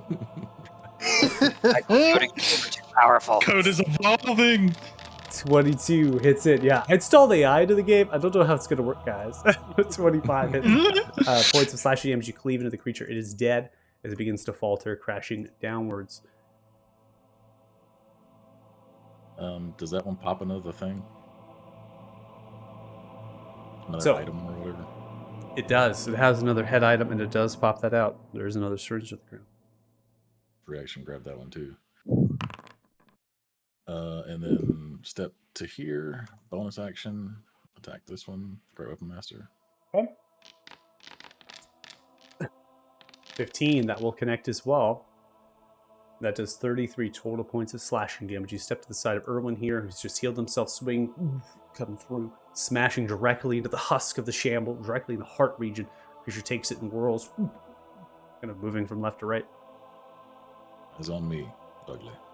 And that will end his turn. All right, Lucar, you're up next. Okay, I'm gonna grab each of these bodies in front of me and try to yoink them back. All right, so you need to make an strength, not athletics, but a flat strength check. These creatures are absolutely massive in terms of their weight. They also are large, which means they won't really So fit. they are large? They are large, and they won't fit into this crevice. It's only some of their body parts, so you're really having to like grab onto them and try to like shove them down further, which actually might cause more of a problem with what you're You trying can to just pull them avoid. all the way Yeah, across. So I think Trying to pull them away. I think it's more or less just pulling them across to get them on the other Yeah. side, right? So for that, it's still going to be a strength check, and then you're just kind of grabbing them and dragging them across to get the weight off. Wait, other side, like pulling them up back towards the wall, right? Yeah, back Yeah. here. Here. Yeah. Okay. Yeah. Yeah. So I mean, I didn't know that they were. Obviously, they're large. So I'm just gonna grab one. Yeah, exactly. You can only do one with your action. I was just trying to make. I knew what you intended. I just want to make sure that everyone was aware they don't actually fit in to that space. They can't go into the water. Right. So you actually have to just pull them across. Go ahead. Ooh, easy. Yeah, 23. You're able to get it across. So move it here, and then it's hit by Spirit Guardians. Okay. Disintegrating my fungi. Myself to pull this one across next time. distance, moving yourself, getting position. It's also going to be pretty much all of your movement speed because it's half movement speed just to drag it all that distance, and then you Yeah, moved as well. no worries. So, okay. Ending turn. Another one begins to reveal itself down the southern tunnel as the next series begins to open.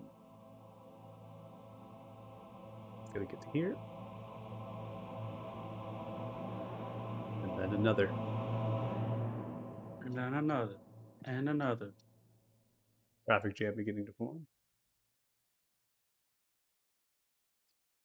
That's going to be the end of those two turns.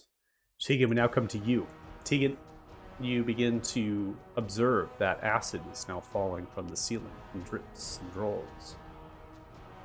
Oh no. Trickles once and trickles twice. Seems to have no effect on this round, but perhaps in the next. Hmm.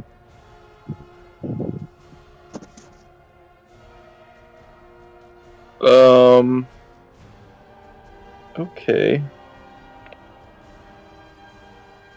Well, I am going to run this way after giving the frog a very confusing look. Frog continues to track you the whole time. Cool, dude. Do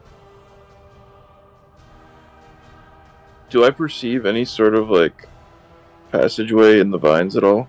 Like across the bridge, especially? You can see that the light is coming through and is vacating, which means instead of coming through the vines and bouncing off more vines, it seems that there is a point there that the vines are coming through and then disappearing. That point would be right across the bridge here, the 10-foot segment. Those vines are also more alive, right? They're moving. There's also these little tiny flowers, purplish coloration, that are sprouting, which are a little bit unique in the way that they're spotted with pink. There's a total of 6 of those flowers.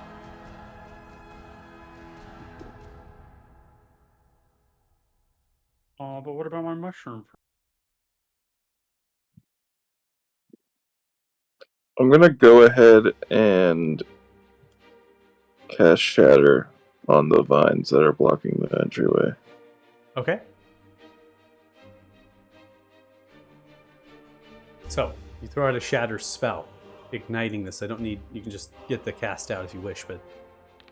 As you throw it outwards, splinters 20 points of this thunder damage. You see as the vine, that it gets shredded and pulled apart for a brief moment, revealing gaps, and the light escapes into a tunnel beyond that point. The vines are quick. They begin to regrow, lashing themselves together, and then there's an earthquake. It begins to shake and rock from back to forth as the spires begin to lower themselves down, spun by the twisting of the vine. A flooding of acid begins to entrench itself. There's a shallowness in the cracks. In the next round, your boots will be in acid, and the rain of acid will increase.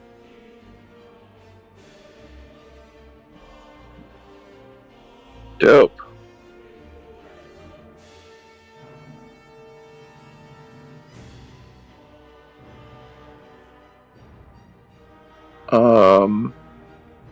I mean, I don't have any more movement left, so that's the end of my turn, but Okay.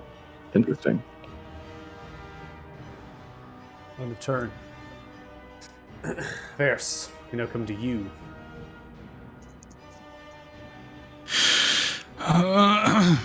So from Lucar taking one and pulling it off of the like platform, did that help our situation at all? Go ahead and make a flat intelligence check.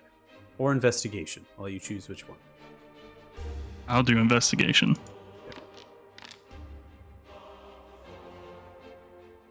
19. You notice that it wasn't necessarily the weight of the creatures that were tipping this off balance. It was more of the death of the creatures were starting something within this lair. And that has caused a downward spiral, a puzzle that needs to be solved. It has to do with something of the syringes.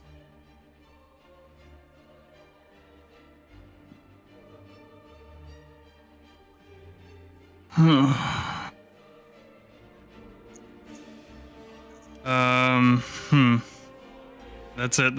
I think it has something to do with the syringes. You think it has something to do with the syringes. They're oddly placed. They're not natural by any means. They're a silverish kind of alloy. built and designed as a device to extract a liquid from something, and perhaps put that liquid somewhere.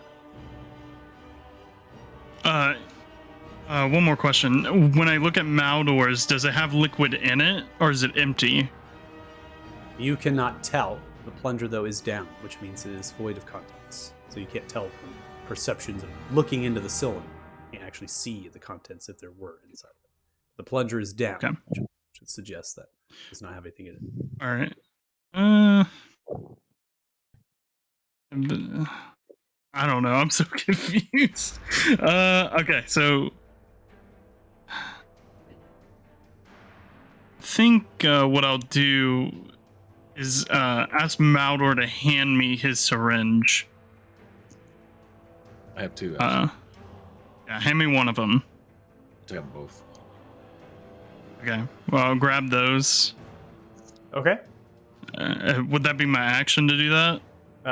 It would be an action to do that, yes. Okay. All right, I'll do that, and then I will Misty Step onto the center platform over here. Okay, so as you step in, your black draconic scales begin to form around your feet and your ankles as the acid spits and sprays. Means you are immune to the acid and have no problems. You can see now into the egg slightly, more vision as you're up close. There's something like a tadpole swimming inside the egg. Then yeah, I couldn't use the syringes because that would be an action. Correct, it'll be an action to use the syringes. Okay, I'll end my turn there then. Ending turn. Now come to the shambling mound here. It's going to fail with an 11. Takes 12 points of radiant damage and dies as it's consumed by the radiance and uncurls itself, and the syringe begins to fall from its head, placed at the base of Maldor and Irwin's feet. The shaking comes again.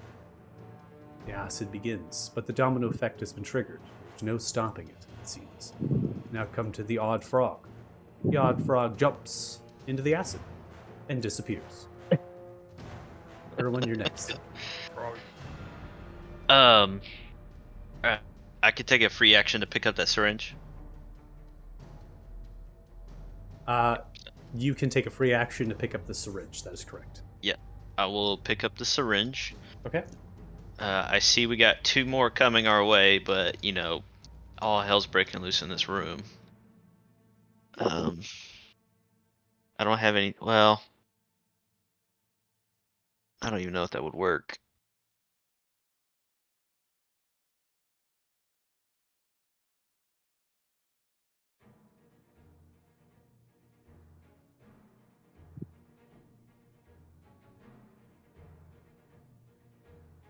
Okay.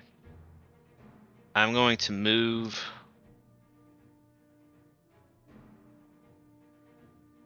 to here. Okay. And the acid is not at our boots yet. So basically at the end of the round it will. At the end of the round, it will be on your boots. You will sustain acid damage from that, as well as the rain of acid that is beginning to fall down from the ceiling. Okay. Then I will attempt to cast Control Water. And choose to redirect flow. Part water to make a trench, so that way the middle of this area will not get acid if I can. That is what I am attempting to do. Okay.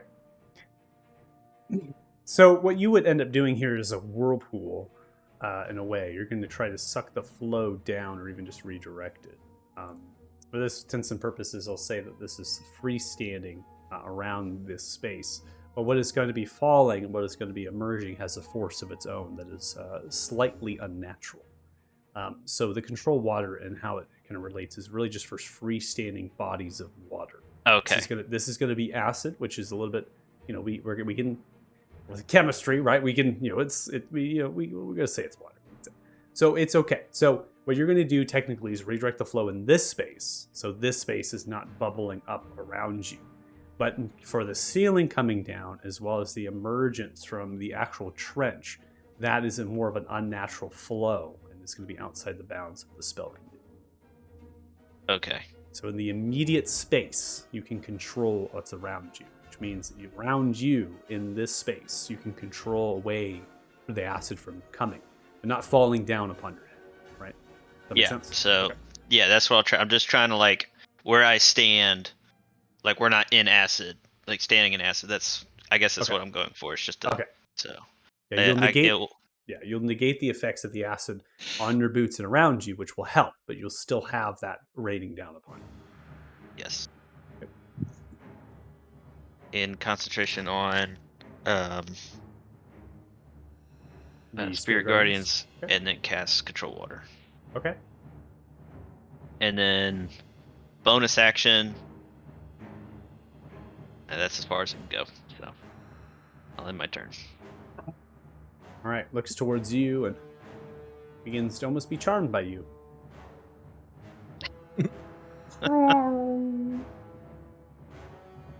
Looking from left to right. It holds out its Turn arm off the acid. and tries to pacify you.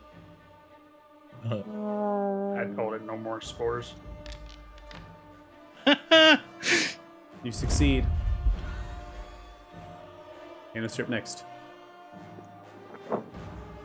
Friends! I told you, no more spores. This is your last warning. We're also getting out of here. Thanos is going to. He's actually going to gift Orsilis. Or not. Thing didn't pop up, but I would teleport here. Okay.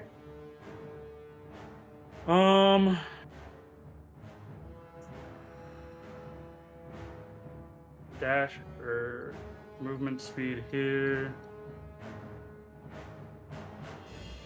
Keegan, have you found a way out? My turn. That away. Alright, Maldor, you're up. He's just gonna look back at everybody and figure out this contraption. We'll hold the door. Lucar with me. And he's gonna. Is it like difficult terrain to get over these corpses, or? No. I've left the corpses for intents and purposes where the syringes might be placed, so that's why they're still on the field of play, but I'm not going to have them Jeez. be... He'll move here. And I don't want to block it yet because I want to let Lucar get in. So I'll just. Well, summon the spiritual... Echo. Yeah, the spiritual weapon does not take the space. Yeah, Someone no, can I'm sit- saving that space for Lucar, so I'm not gonna put the Echo there as well. So, Gotcha. so the Echo I'll just put behind me for now. Okay. And I guess I will hold an attack for if this thing moves up, when this thing Oh. moves up. Okay. Alright, Lucar, you're up next. Okay, I'll move next to Maldor.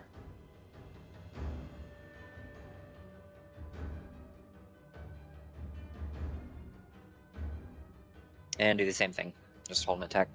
Okay, sounds good. Ending turn, we come to this mound. He takes a step forward. Go ahead, take your reactions to swing one attack.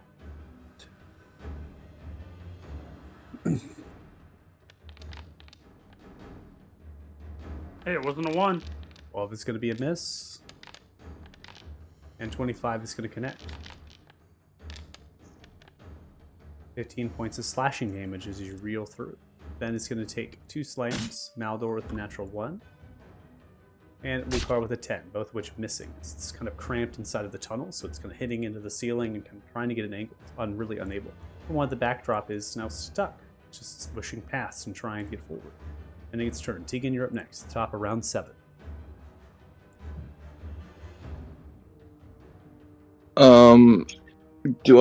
Has there been any talk outside, like, out loud about these syringes or whatever? No. No. And we passed them around. That was about it. I'll kind of just respond to Thanos and I'll say that away, but they keep regenerating, and I think as they get destroyed, the platform sinks. But I will just continue my movement. Maybe I don't see anything I can really do at this point.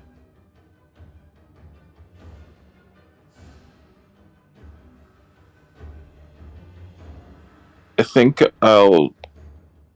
I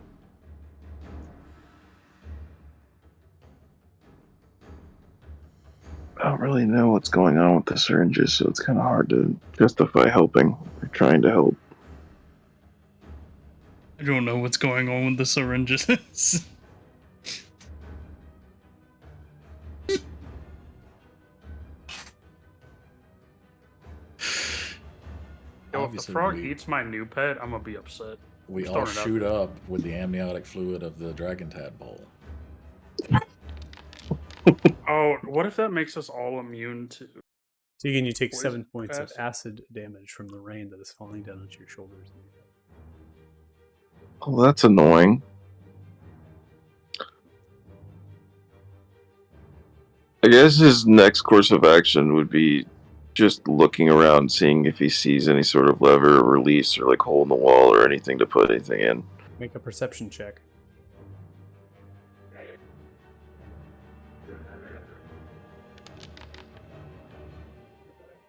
(24) Perception. There are 6 of these flowers here that are unique. They also are unfurling their petals in response to stimulus of your presence. There are tiny little bulbs inside of the petal that glow with a greenish hue. All right. Seeing that. Figured it out. Hey, I think we need to put something in these bulbs. I don't know what, but they're like right on the doorway. It's like key lock. Yeah. I know, my turn. Ending turn. Varys, you're up next. Varys thinks he has an idea. He's going to take the syringes and put them into the egg and try to pull out the fluid that's in the egg, if he can. Take the syringes as an action. You stuff them into the egg. You begin to pull back the plunger, extracting the contents of the egg. You can see the tadpole whirling in response. Jiggles a little bit. Fill 2 of the syringes. The tadpole still seems to be alive, and they are full. And then Varys is going to go over here if he can. What's your strength score? 11. Okay, if you had a running jump, you could do it. So running jump, kind of coming off the edge, jumping forward there. You now get to the other side. You keep running. Okay.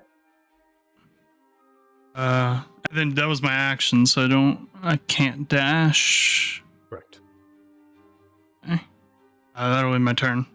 Oh, well, before my turn ends, I will say to Tegan, I think what's in these syringes you have to drop onto the flowers, and I'll end my turn.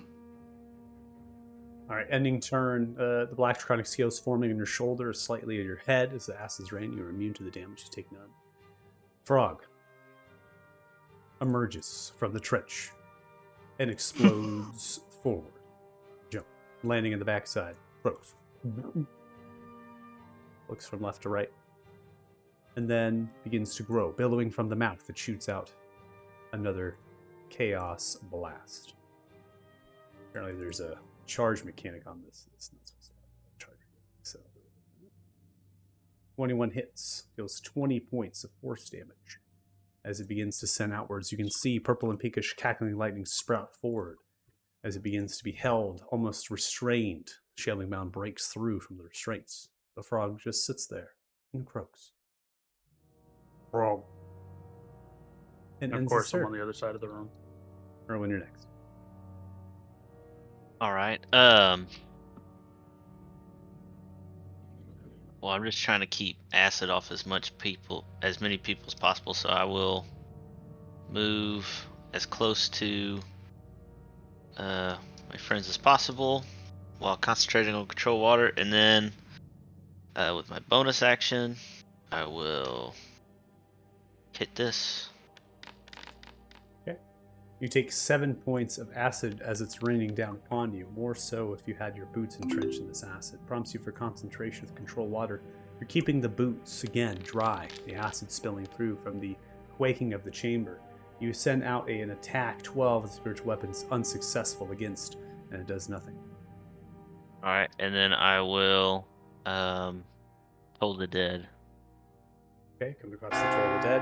That's going to be a 5 points of necrotic damage. Creature fails with a 9. In my turn. Pending turn. This one makes a dash. 25. Total of 40 on the dash. It becomes running for you, Thanos. Wait for me, please! What's your next? No spores that don't slow me down. And I'm going to step here so I can see down the hallway a little bit better. And yeah, we're going to help Maldor and them out with the hallway shit. Okay. Ooh, nice. Natural 20! Somebody's getting 20s at least. 31 total points of piercing and necrotic damage. This funks into the mass. Second attack. 23 is also going to connect. That does 13 total points of piercing and necrotic damage. And bonus action, crossbow X. Nice. Let's Jesus go. Christ. That's right! 25 total This is points of piercing and necrotic damage. Firing arrows down. Again, they're kind of clumped into the ceiling head of the tunnel. It's just, an absolute shootout here. You just kind of get in 3 bolts. As they penetrate through shrapnel, explodes out from those bolts. And I'm gonna walk over here by Varus. I will end my turn. All right, Maldor, you're up. See if we can. I'm gonna get all the ones now because he just rolled all those 20s. I know, right? Initiate Sentinel program. It's because he gave you back Close your enough. items, man. 10. Right. Yeah. Not going to land. To come through, whirling. Creatures kind of pulling back from those natural 20s of your friend. 15 that pulls itself forward. Connect 22 points of slashing damage into the heart of the creature. Takes the blow and slumps to the left, but pulls itself up. It's still alive. Yeah, the echo can't really reach it, so it's gonna end his turn. All right, Lucar, you're up next. Yay.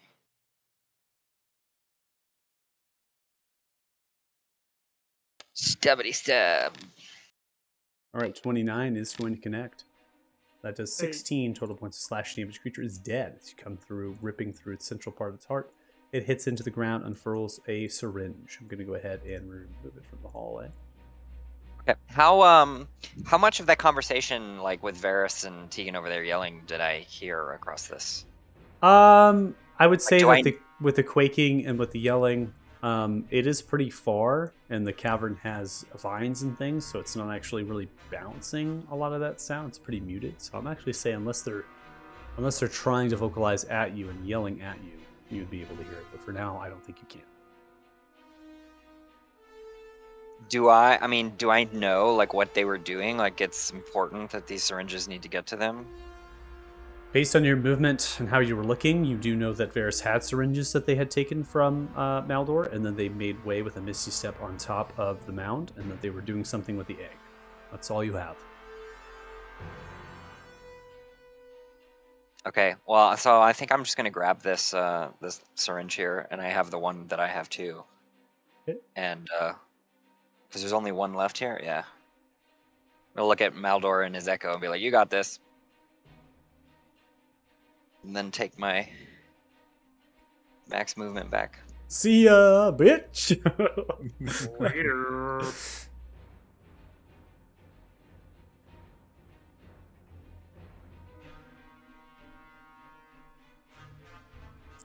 All right, the mound pushes forward. Comes to you, Maldor. 2 attacks towards you. 17 misses, and a 25 hits you. You take 15 total points of bludgeoning damage as it comes crashing down, connecting into your shoulders, ending its turn. Tegan, you're up next.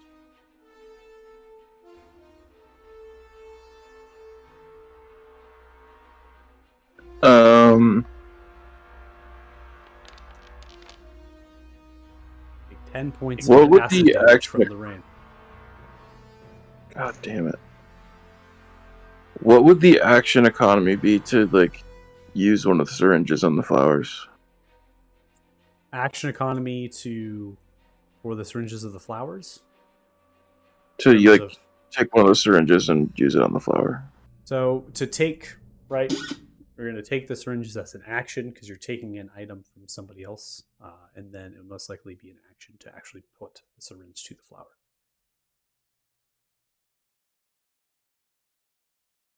You can Okay. also ready an action. You can simply go up and then ready an action once you have a syringe given to you by Varys. Then you will inject. You could do a ready if you wanted to.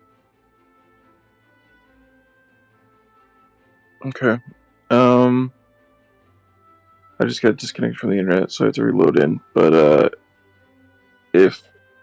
I'll just move up to the vines and do that. Hold an action. Okay. To where? Also, Go ahead. I did forget to put 11 points of acid damage to you, Thanos, on your turn. You were in the acid rain. Just FYI. And then the Myconid was there too. They took 11 points as well. Oh no, Failing the Hunter's Mark. Sorry. not my brother. Fucking thing's gonna die. Yeah, then we're gonna get stunned. Tegan lets you takes a moment to get connected back. You're at 500 ping right now on the server, so. Yeah, if you just want to move me up there, and I'll just say hold my action. That's cool. Okay. We'll go ahead and end your turn there then. Varys, you're up next. I'm gonna sprint up to the flowers, and I'm gonna start using the syringes to put liquid I collected onto the flowers. Okay. Taking an action, not handing it over. Are you going to hand one of the syringes over? Would that be my whole action to do that? I'll probably say we'll divide it up. We'll say handing it over and doing flowers. We'll put that into one. Okay. Just for the Then sake yeah, of I'll time. do that. So you hand over the syringe, then you go once and twice. You're able to do 2 flowers. And as that happens, you see as the actual vines and thorns here of this doorway are beginning to be paralyzed. And so they're actually stopping their movements and they're slumping down and uncurling. And that's almost lifting small little holes and gaps. You're taking a note that you need all 6 of these flowers to be paralyzed in order for the entire doorway to be revealed. Doesn't necessarily need to be all 6 to have a 5-foot space. 3 would actually suffice for a 5-foot space. And I'm gonna turn around to the rest of the group and say, "Get your asses over here! We have a way out!" And my turn. Did require all the contents of the syringe on 1 flower. So you have wasted the 2 syringes. You'll have to refill those or get others that are filled. The frog comes forward, jumps forward, looks towards you, Maldor. Looks towards the mound. As it does, it begins to grow its mouth out wide. Purple pink cackling begins to sprout, and it goes in for a swallow. Swallow.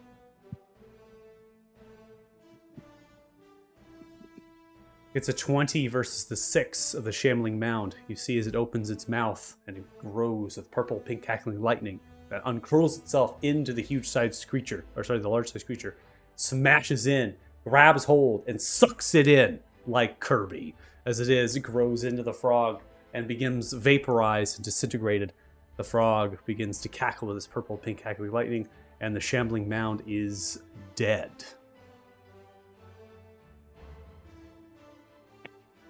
Told you guys the frog would help. Sees the frog, turns and looks towards you, lets out a small croak. And then, at the end of combat, the end of initiative, the frog jumps back into the acid and disappears. Did he So swallow the mine syringe? and Tegan's Okay. syringes are empty. They did. They swallowed the syringe. So I'm like right here, and I have 1 syringe in each hand. I'm just gonna yell out to Varys, be like, "The fuck do I do?"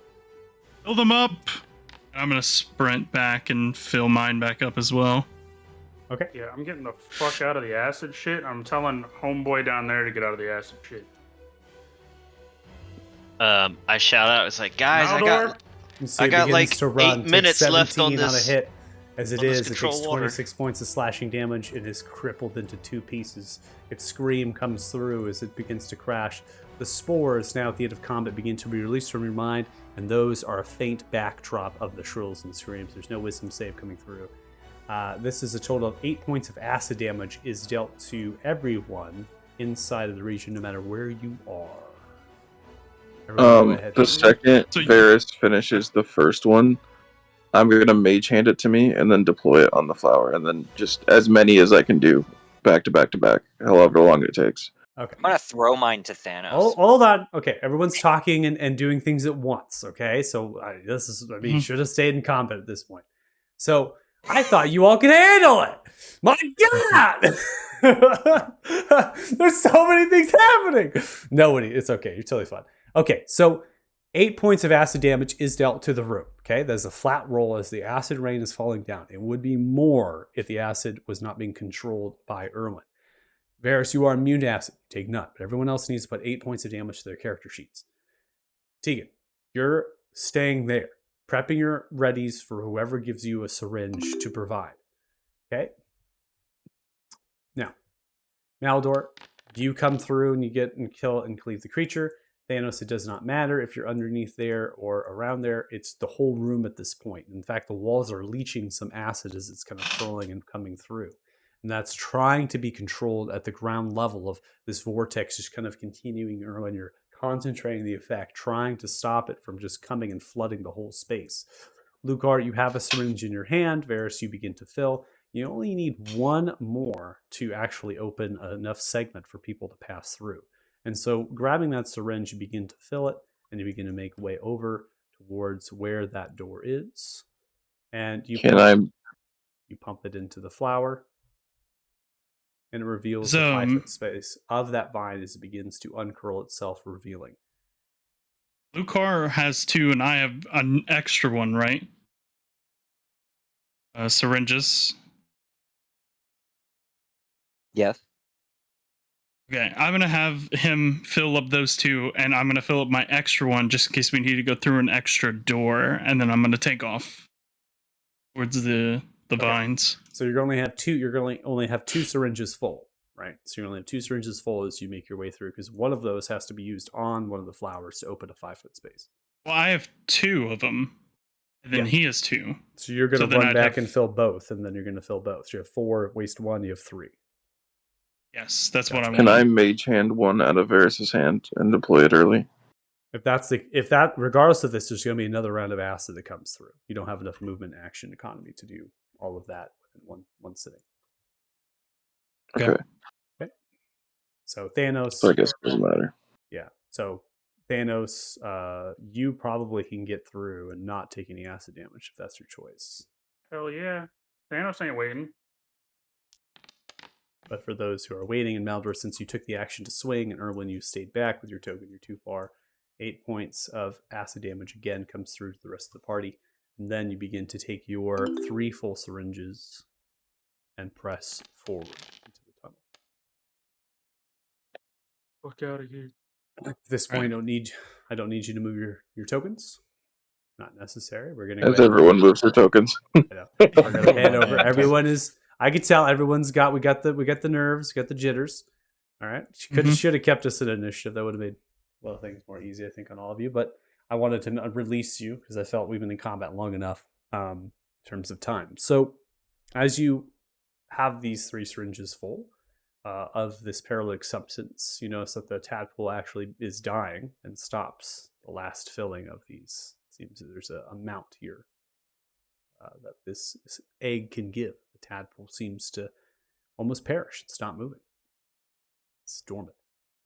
You can now run into the tunnel. This living tunnel of vine and things, it's fed by a suspension of stone bridge and then becomes natural. So now you're walking on vine and thorn, being careful and gentle as you begin to pass further into the depths.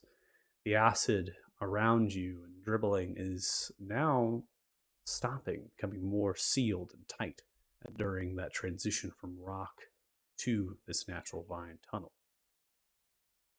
You also, on the outside, hear something. And as you stop and you listen to it, you hear broke.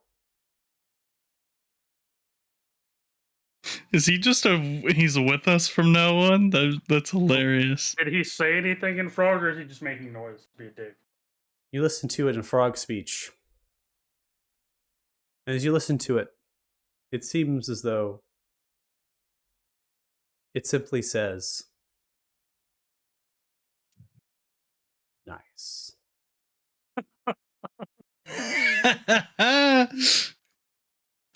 So, we're going to Fucking take a break. frog. We're going to take a 10-minute break here. We'll come back at 2:12 p.m. PTT on the dot.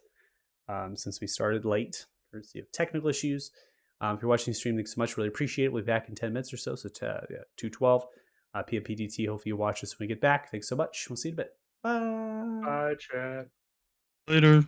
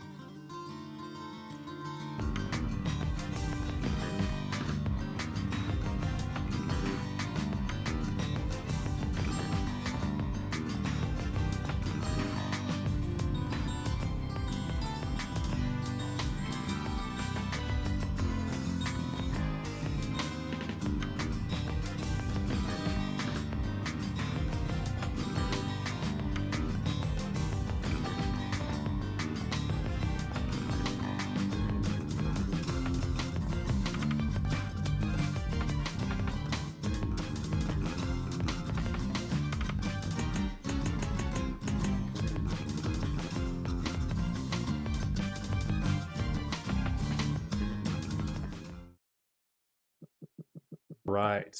Welcome back. If you're rejoining us, thanks so much. Really appreciate it. So you are in the depths of this tunnel. It is now beginning to be more watertight. It's not leaking any acid or water. There's no really dripping sounds, anything. It's also getting to kind of spiral and twist itself, and really much a straight shot at this point in terms of its direction. There's also a faint greenish light that you're observing the distance of hundreds of feet, but that light is very far away in terms of where it's coming from. And you have a moment of pause as the lighting behind you ends. Perhaps the paralysis is now over. Those vines and the doorway reformed. You can feel the movement of water pressing against the tunnel as it gets moved a little bit and sways. But you're inside as the force and the momentum travels with you. Is that a normal current, or is it something else?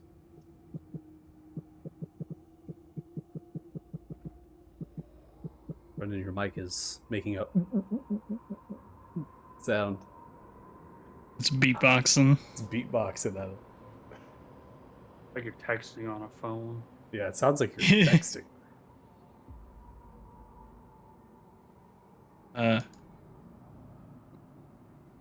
Really think we should short rest if we can, but I don't know.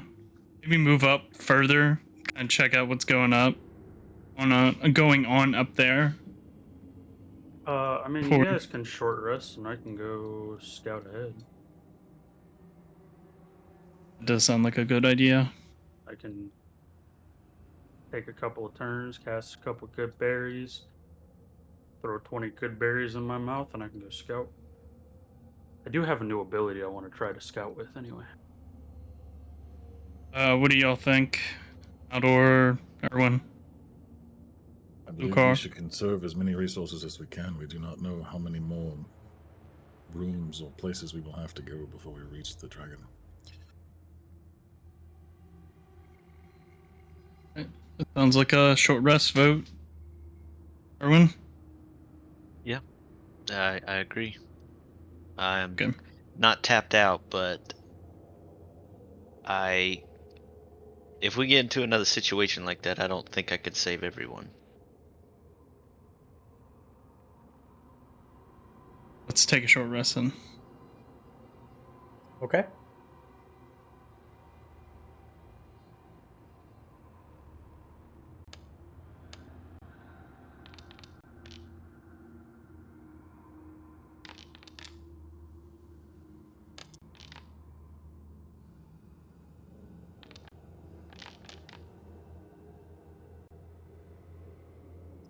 Getting in short rest here as you take the next hour. You sit down on the vines and thorns, finding little nooks and crannies to try to get comfortable. It's difficult. Finding rest here, you're taking your time. Thanos, you as well. Short rest.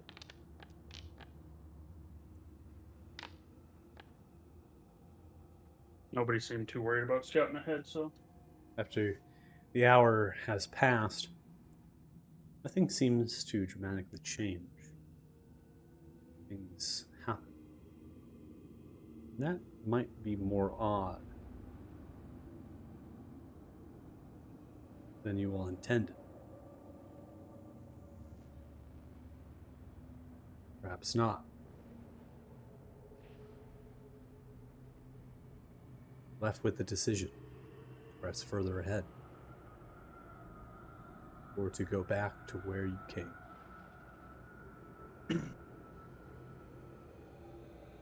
Maldor, how long does your telekinesis last? Question, 4 minutes, I think. So not very long. Yeah, and Michael, I meant to harness divine power before the short rest so I can regain 2 spell slots. Yeah, that's fine. All right.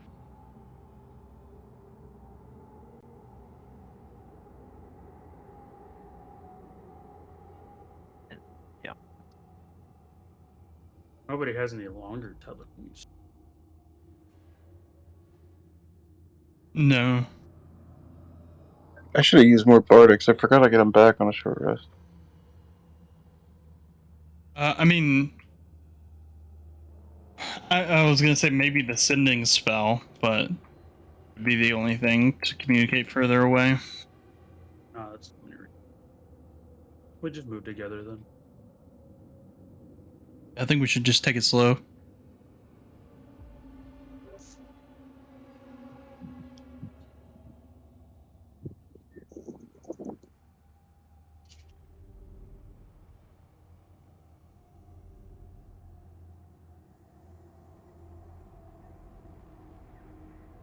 Okay. Take it slow together.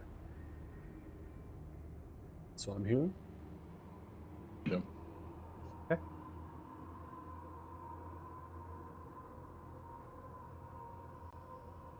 It's the order.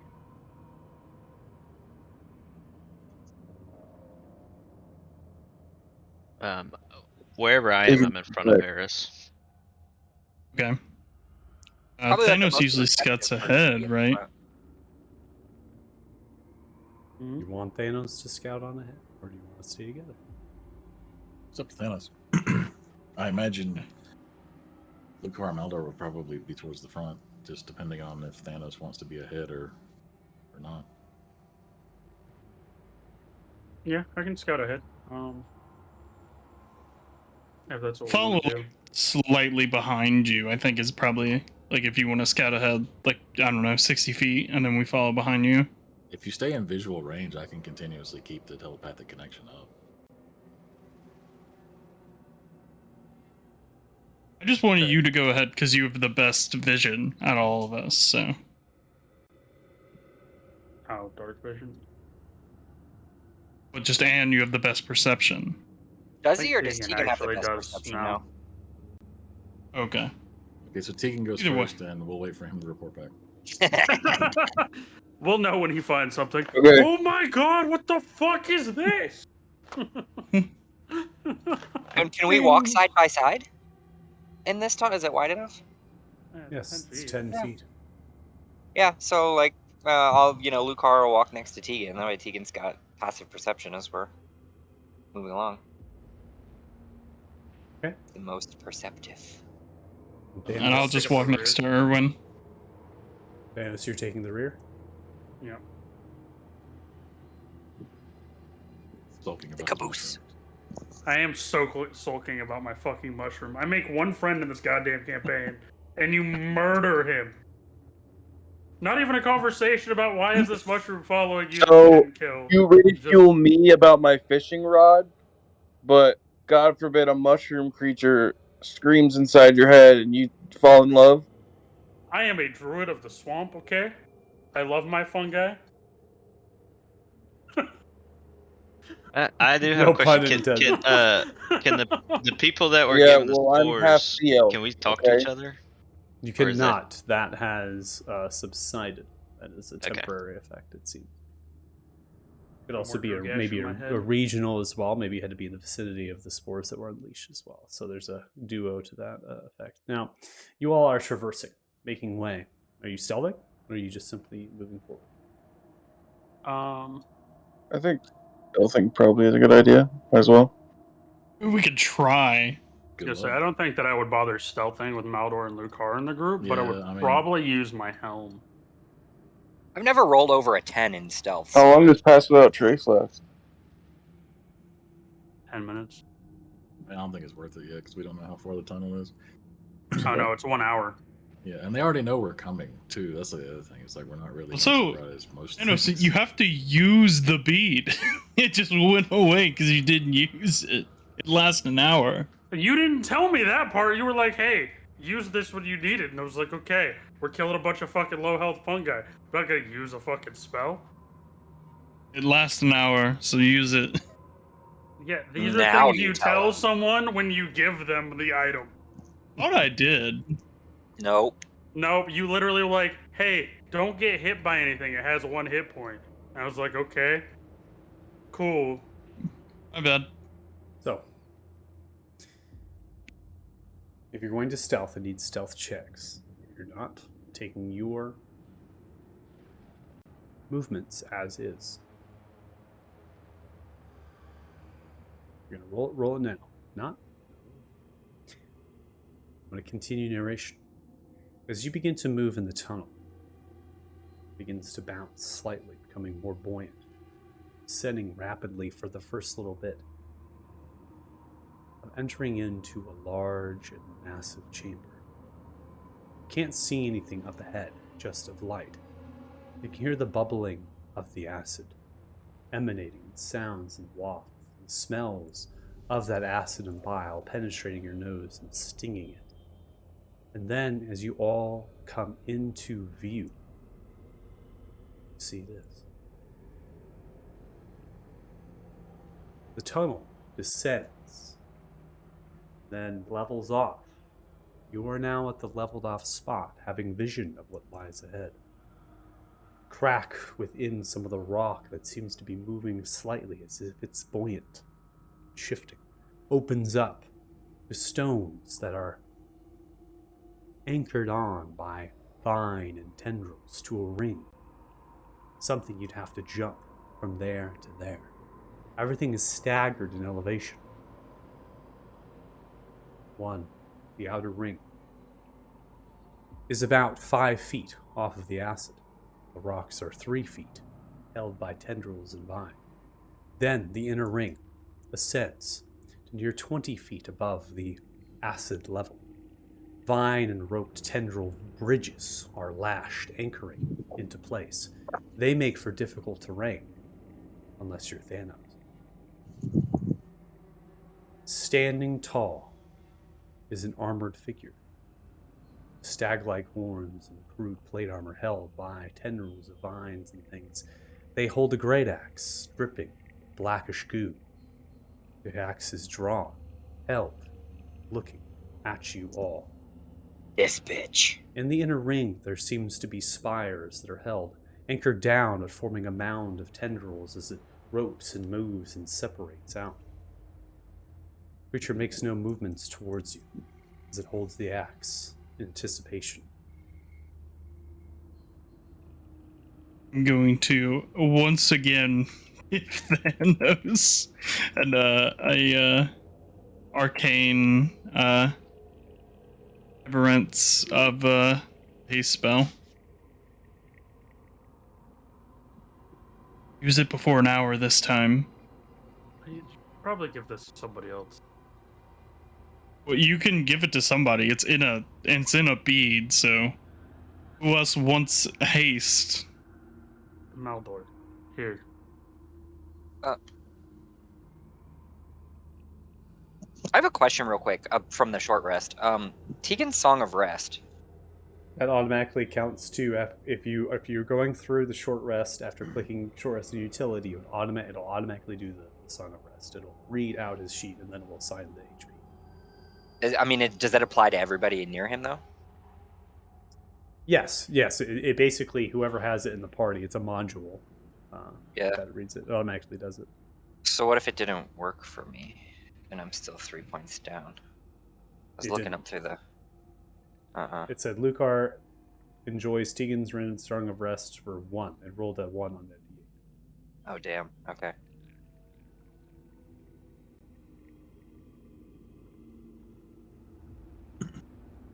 I also, as we were walking, I passed my potion of Stone Giant Strength over to Lucar. Okay. You can. Whenever it becomes necessary. Yeah, he used the So- trade window. It was great. Since Thanos doesn't want the bead, I give it to Maldor. I say crush it on whenever we get into combat. You'll get a haste.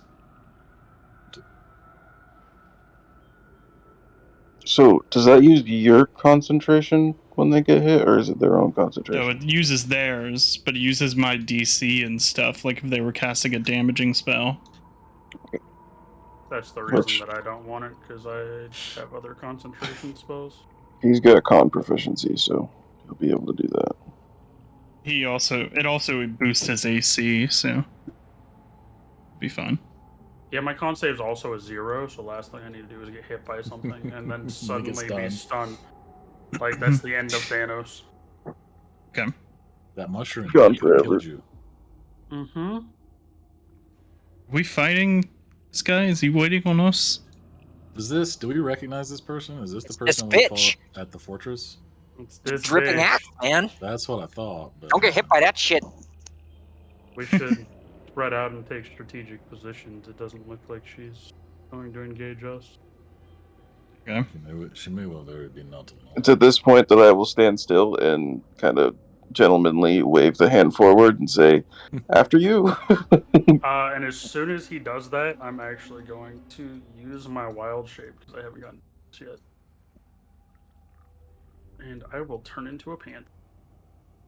I'm just gonna scurry my way across everything. What? Since when can you what? He's never explained that. He just turns into a panther when we're all... into a panther and fucking bolts. He's gone. Can I make this jump? That's 10 feet, right? Yep. Everyone can make this jump. Okay, got it. Okay. And then I'm just gonna run across everything, and I'm just gonna bolt to this fucking side of Narnia over here.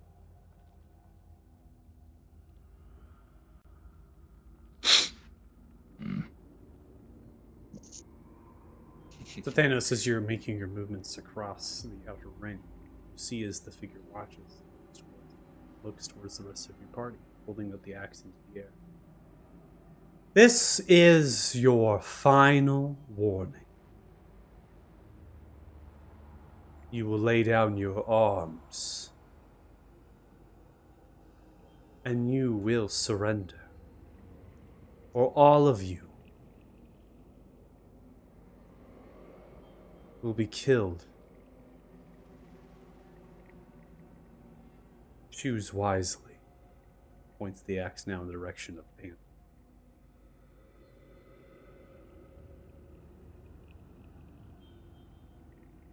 Yeah, I would end my wild step. Not do that, but Aren't you the one that ran away with your tail between your legs last time? drag my token back onto the character.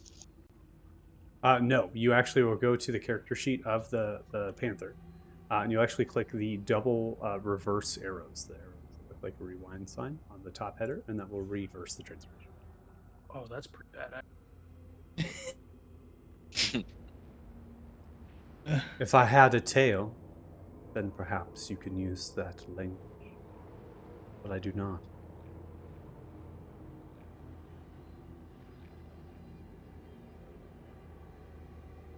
What makes you think you would fare better this time? My name is Sylvana. And yours? Maldo. Your sister sends her regards. Whose sister would be that? What was her name? Axina. Yes, Paxina. A distant memory lost to time. I am Freljord no longer. Turned anew.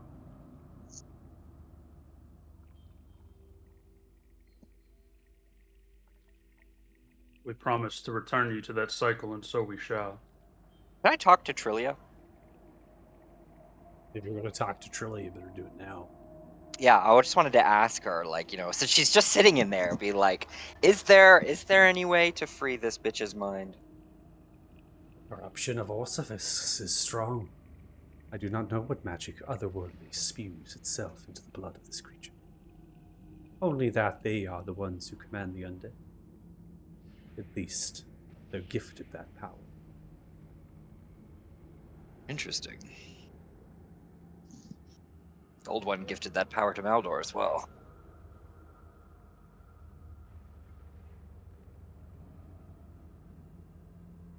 Sylvana draws the axe and goes to cast a spell. Need everyone to roll initiatives.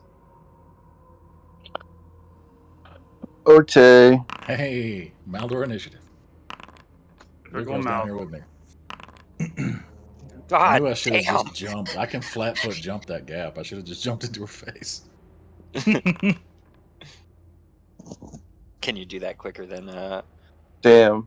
Michael can hit the pause button? Talking a big game about rolling high with initiative.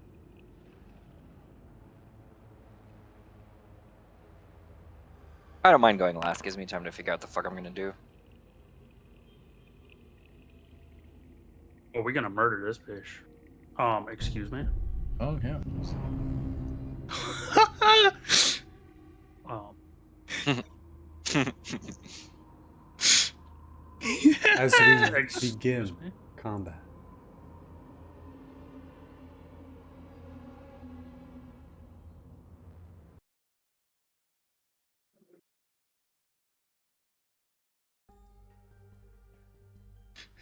There is a bubbling and a gurgling. The chamber as it grows and moves. We go ahead and just do some things that you all can't really see.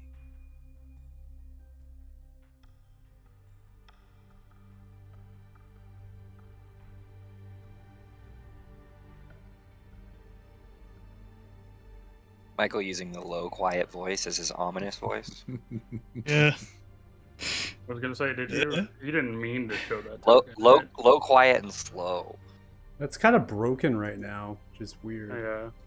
I'm trying to get it to work. Point of order: I chugged a potion of psychic resistance, but I forgot to target myself, so I'm not sure. Yeah, if and should I do that. noticed that. Out of spell. Not the only movement it's doing. Just trying to get it working. Okay. Good to know. Okay, you shouldn't see the token at all. Okay. So, there was movement that was perceptive. The waves of acid that had spurred from the top right side of this layer.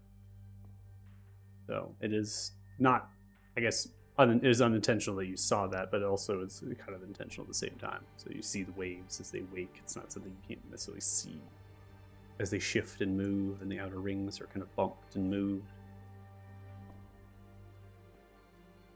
And as that happens, the vines are responding and shifting, moving, echoes and waves of some force that is underneath this place. In the lake, as this is suspended, held in place. Thanos, you're next.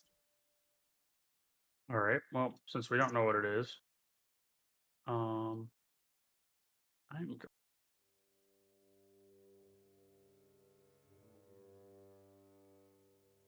Yep. We're gonna target her. We are going to bonus action Hunter's Mark. Okay.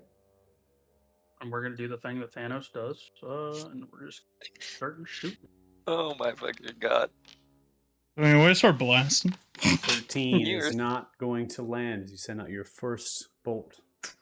Planks into the hefty pauldron. Crude plate armor.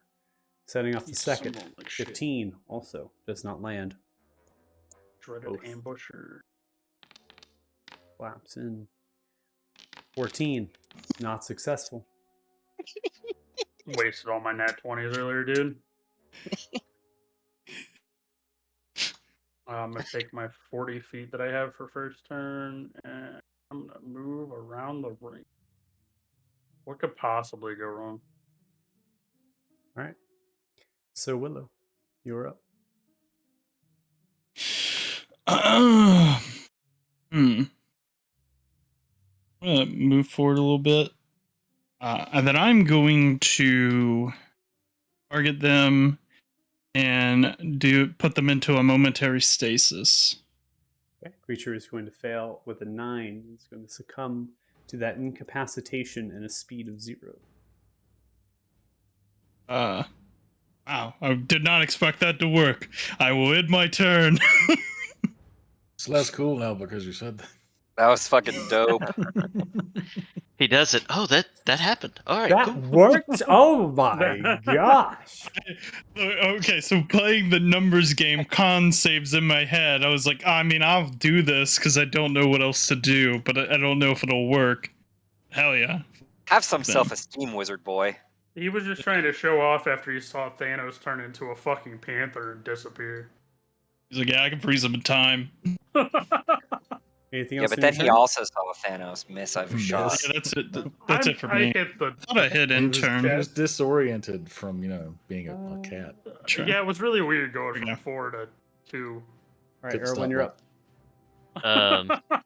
I'm gonna come over here to Maldor and I say, well, if this is where it ends, you shall have my axe. And I cast Holy Weapon on his axe. It's a metaphor for my axe. It's a metaphor. It's a metaphor. It's a metaphor. Is that what you say? It's a metaphor. Can Oh, you have I said hit that the in wrong- character, please? I hit the Oh, you wrong greatly thing. restored them. Oh I meant to hit no! Holy Weapon. No, it's a misclick. It was right next to it. It's There's a misinput. misclick. There's a misinput. Mr. Butt. Calm down. You calm the fuck down. There it is. Nice.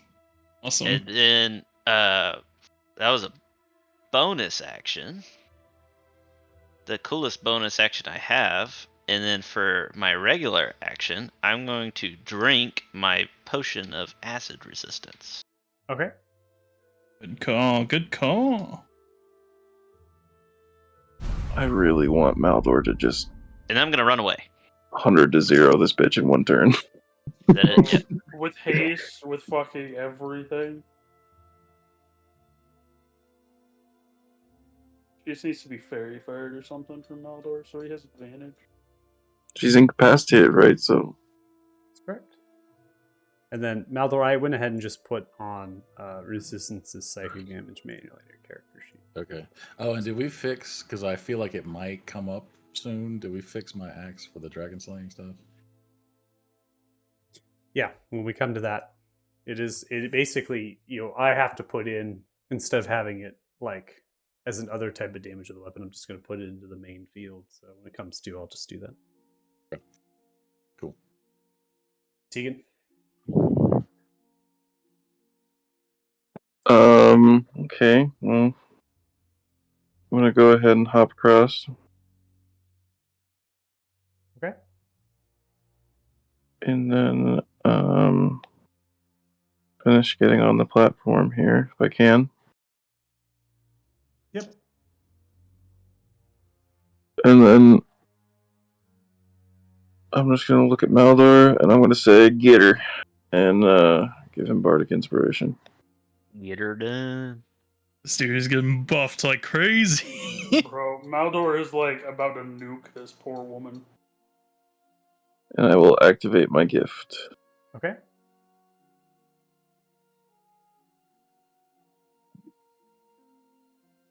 And then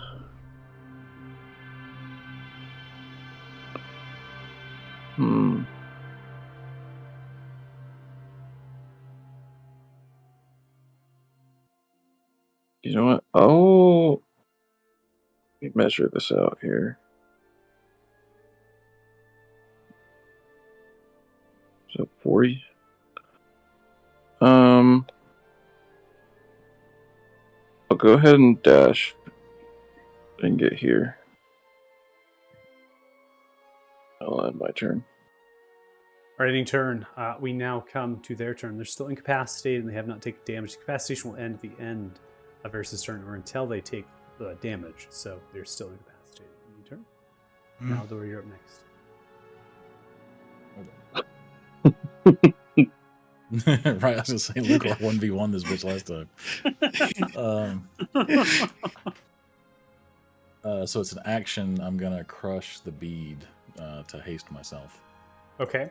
So something to note is that this is still going to be a casted spell by Varus. This is still going to be a concentrated spell by Varus. And the magic essence. Not. I think it uses my concentration. Is it your concentration? Yeah. It Uses uses his his DC, but my concentration. Your DC, but my concentration. Okay. So there's no DC with this. Right, there is no DC yeah, in this spell. Okay. I'm just gonna according, put the- I'm just according okay. to the description, That's it the way says I read it, it uses your spell attack bonus and DC, but the spell treats the creature who released it as the caster for all other purposes. I want Then- so many icons Well, on then that, Maldor. if we it can't see says the that, token. so it says it uses the. Say it one more time. uses my DC and attack bonus, but treats the person who releases it as the caster for every other purpose. For every other purpose. That would mean the concentration of the spell goes to you, not to Maldor. Right? Well, no, That 'cause doesn't make Maldor is sense. the one that releases it by crushing Yeah. the bead. Okay. Yeah. Yeah. Okay. Yeah. So the DC and yeah what was So it? the Because DC whoever is casts mine. the spell would get the Oh, concentration. you're saying Yeah. that everything goes back to Maldor. So everything Yeah, else everything goes to Yeah. Maldor except for the DC. Yeah. except for the DC. Except Okay. for the DC and the spell attack, yeah. And Okay. the attack roll, yeah. Which Alright, is so not but an the attack spell, hasted so it's fine. so the hasted effect and then the concentration onto you. Okay, so that's his action. Is there a height difference between the platform we're on and the platform she's on? There is. Where- 20 feet is where the bridge traverses. You don't have to worry about elevation of your token. Don't change your elevation here. Sure. What you have to worry about is that the bridge itself is difficult terrain. Yeah, Right? but So my either running you're- jump is 75 feet. Yeah, so either you're going to jump across or Yeah. you're going to have the difficult terrain of the bridge. Yeah, I just wanted to make sure it was low enough that I could jump, but yeah, it's 75 feet. 75. This man just jumps a fucking 6-foot Oh, skyscraper. The belt with the boots is dumb. It's real dumb. Boing! Yeah, he can Superman jump. That All right, I that can't. was- I just can't. Like plus the haste. Does that affect it at all? Well, yeah, because you can't jump farther than your movement speed. So, like, if I wasn't hasted, I couldn't jump that far, unless I dashed. All right, so action to pop the bead. Mhm. Moved over here. Hasted action. I'm going to attack. Is that automatically advantage because of the? Incapacitation does Incapacitation. not give advantage. Oh, that's right. It just stops them from taking a turn. Yeah. All right, so yeah, I'll do that. Okay, coming across with the strike here. 19 is not going to connect as you come through. Oof. Haste action creeps into the heavy plated armor of Turning that off. Sylvana. Dark Inspiration is going to give back to you. It's unfailing, so you weren't successful, so it's still there. We're gonna action surge.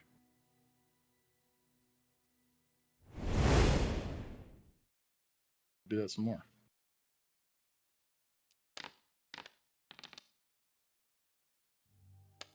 Going 6 hits. That does 30 points of slashing and radiant damage, but as you come across, something strange happens with the radiant damage as it comes through. It seems that this creature is immune to radiant damage. It takes 21 total points of damage. Hmm. It strikes through. You see is the flesh underneath, albeit rotten, but it's also of natural and normal color. Across the second attack, 24 connects, and that deals only 17 points of slashing damage as you rip through some of the armor. And then bonus action, I am going to drink my potion of acid resistance. Okay. Targeted myself this time? I think you did. it worked. Yep. All right. Token is very much not going to be able to be seen here. Covered in It's like- stuff. Yeah. I want it completely covered. I want 20 icons on that token. We will never be able to see Baldor again. And that one. All right, Lupo, Great. you're next. Okay. So you were taught in the lake below us or whatever, you said we saw like ripples or Yes, wakes of movement. wakes. And the vines in response. This is a Mhm. 90-foot ceiling cavern. It's natural form, the same ceiling. This vine and tendrils, right? They're all wrapped together. So this is very much similar in the way it's designed, just larger, more grand than the previous chamber. Okay. Would I mean, did it look like something swimming, like to expect? Yes, it looked like something was swimming, and a heavy, massive object was swimming through the wall. It was the frog. Could be. He better show up. That's all I'm saying. Let's see. Wow, what's the distance here?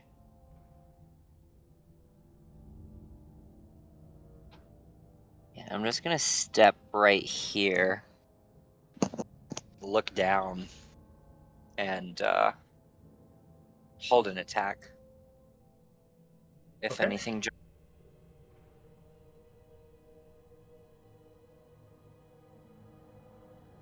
Will attack if anything jumps up. All right. Swimming movement from underneath of the surface begins to be more abrupt as the ground begins to shake. Now, as this happens, the ground begins to shake. It is not a creature you see necessarily, but of the tail of the dragon. And of the tail as it begins to emerge, whipping around, comes up.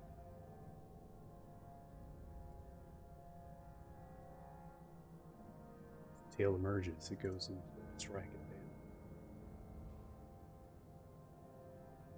The tail comes out of the acid, comes ripping across the rock and earth outer ring.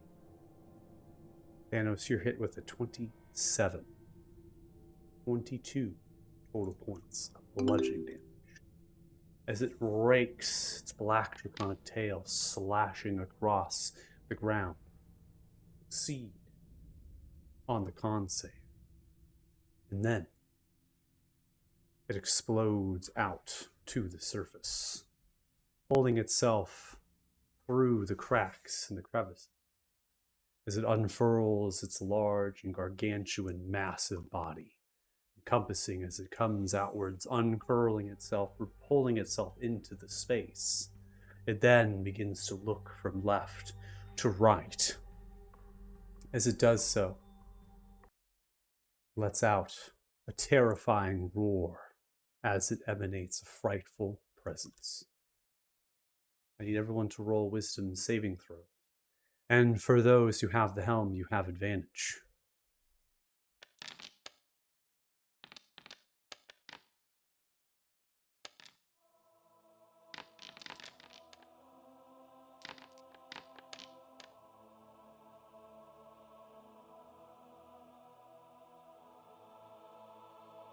Tegan and I are immune right now with my Aura of Courage, right? That's correct. I'm counting everything, don't worry. Thanks for reminding me. Because your Aura of Courage is 10 feet, right? Is it 10 or 15? 10? It's 10 feet at your level, I believe. Yeah, 10. Yep. That's just Tegan and you. Thanos. Rolled a nat 20 anyway. Thanos, you have a 13 on your wisdom saving throw. Your helm. It's not helping you. You are terrified of the dragon. You are in a frightened condition. And you may repeat this saving throw. At the end of each of your turns, this, as it roars outwards and terrifies you, something that echoes through in this assaulting of such a large creature.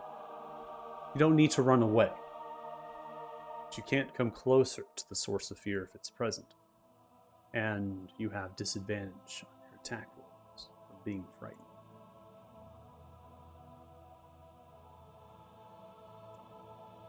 Erwin, I have you at a 16. You are frightened as well. Varys, Tegan, and Naldor. In addition to Lucar, I have your wisdom saving throw. They don't need one from you because you're immune. You all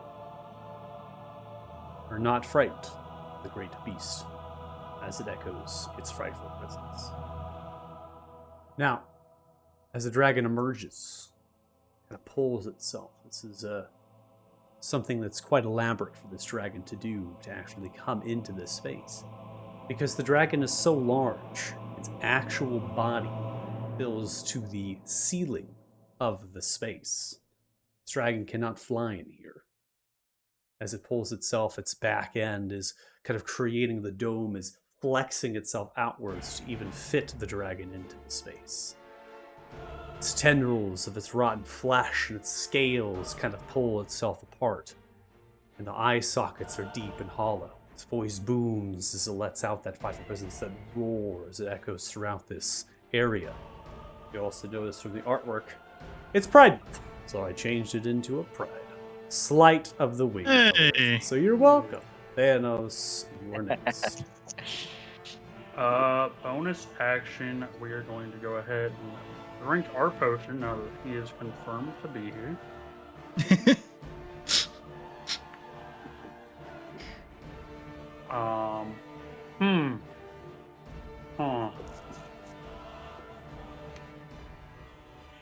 Fly, brother.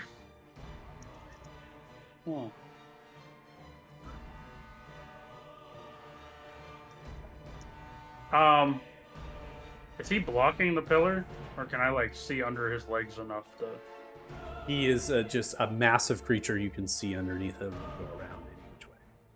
Cool. Nope. I'm gonna stand right here. Fuck Grugash. And I'm going to take my shots at. Okay. Disadvantage here, 12. You fire off at Sylvana. Unfortunately, you're not able. Hits into some of the black draconic scale and glances off from some of the legs as they're perching and twisting themselves and the wings are folding in to fit into the space. Yeah, we'll take another attack. Another attack. You send a launch. 13. That as well has disadvantage. And is unable to land.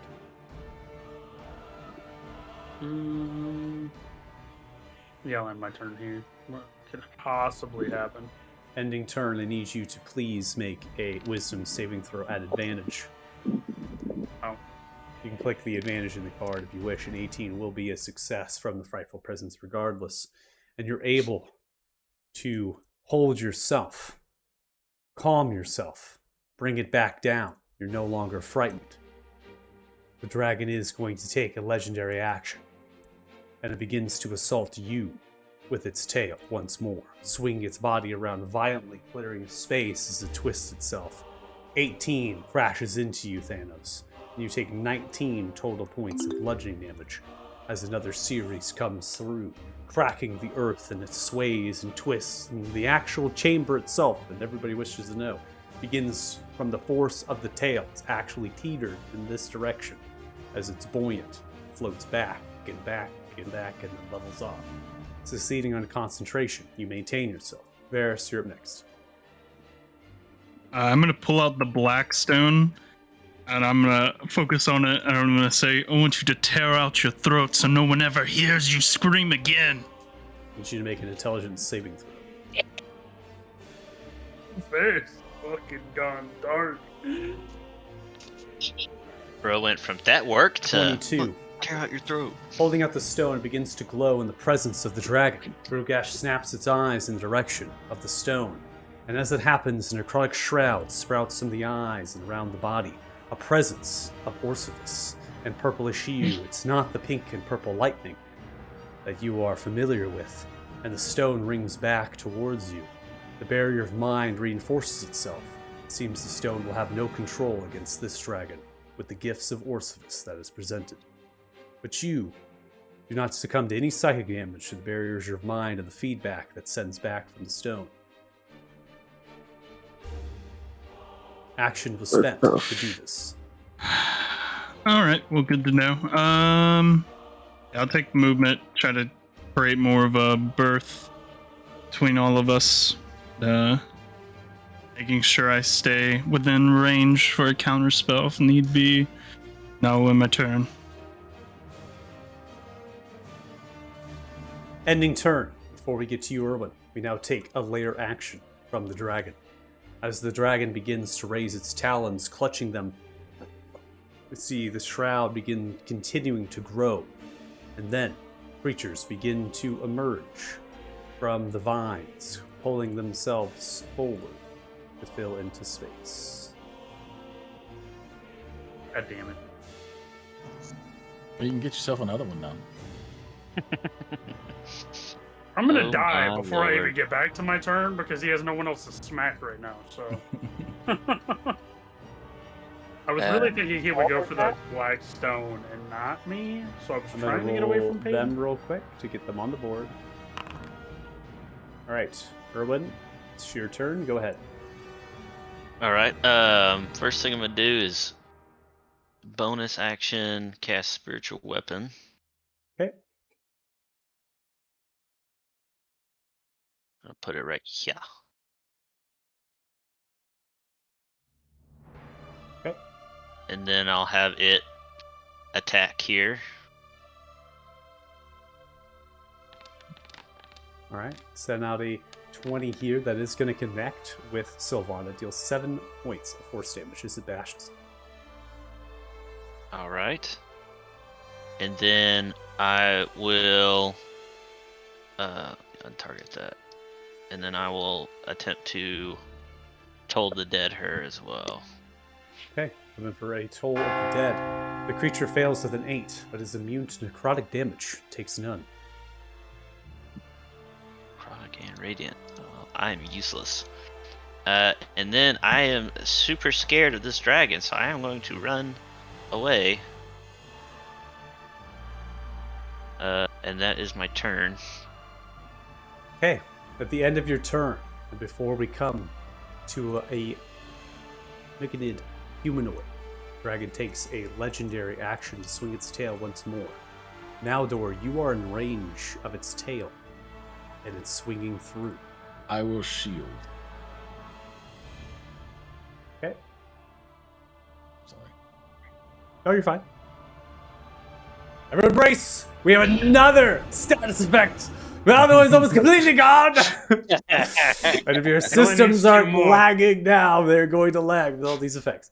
So as the tail comes through, it actually curls itself underneath the ring and then comes up behind you with its tail and then comes through. Its tail is massive in length, and it's like a rudder for direction of amphibious movement and through the water. And it just kind of skims to kind of hit you in the back. You form your shield, bracing against the blow, and you're kind of caught off guard as the rings and the tendrils of vine get shredded and they begin to regrow themselves.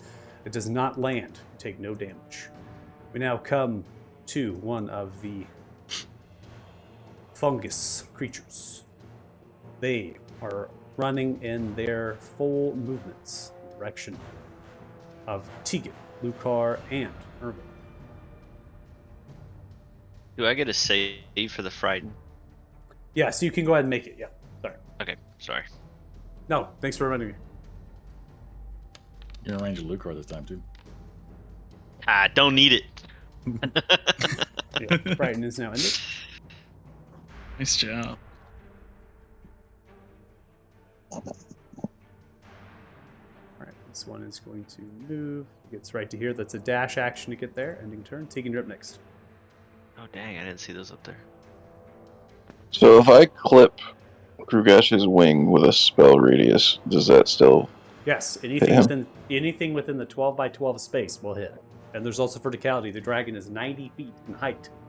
That's why it revealed it's when I put it actually into negative 90 with it, it was peering on the screen because it was trying to showing say up, yeah. that it was on the level.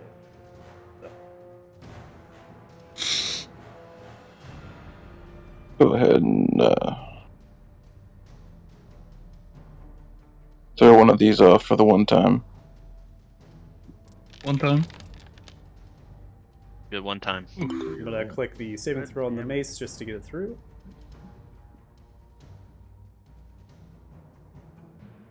Okay, so Sylvana is going to fail with a 2. They take 35 total points of psychic damage. Both of the mushroom creatures caught up in that, they are going to die, so they're going to get 8 by that. Go ahead and showcase this. You see as the waves of synaptic static vaporize them, they begin to splinter and crack, and then Sylvana takes a blast. The synaptic stack basically means the D4, right? Am I correct?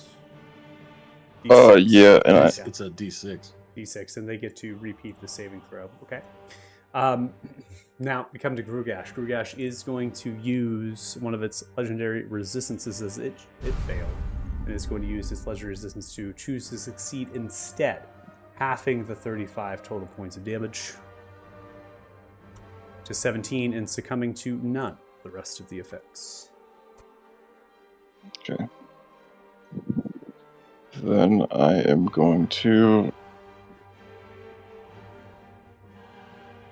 look to Lucar and say, "Go time, pal.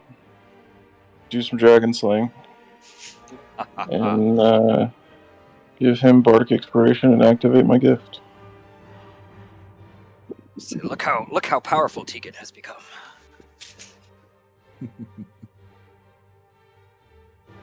And I'm going to take off, running in the direction of Thanos. Okay. And end my turn.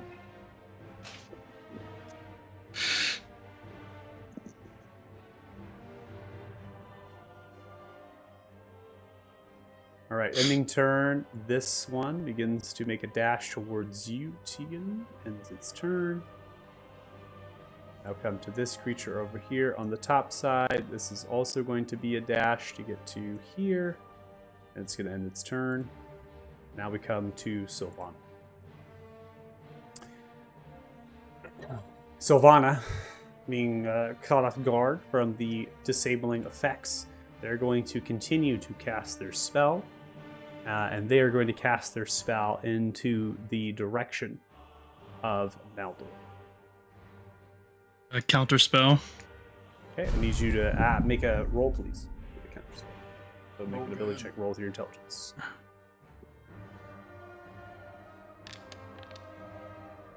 Nice. Okay, that's going to be a successful counter spell as you hold up their hand. It's a touch kind of range in terms of reaching out to Maldor.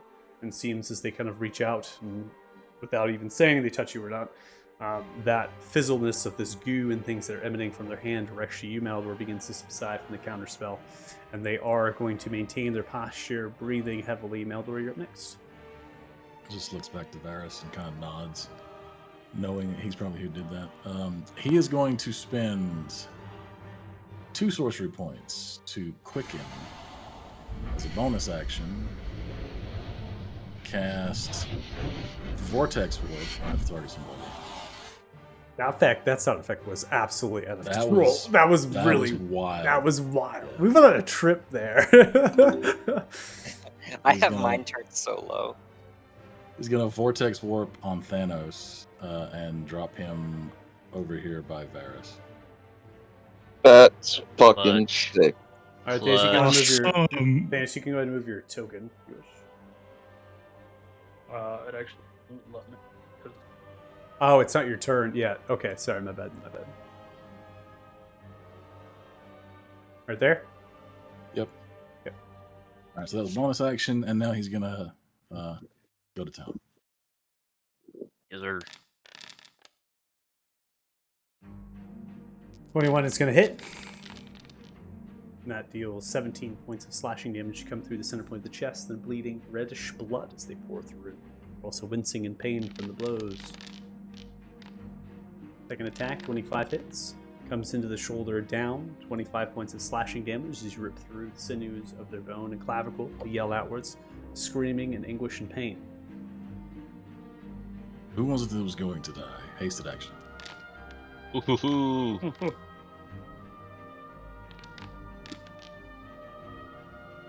Nice. 22 hits, and you deal 13 points of slashing damage. So as you spend your Bardic Inspiration to have some success here coming through, you take the axe directly horizontal into the center point of their chest, piercing into their sternum, to their heart.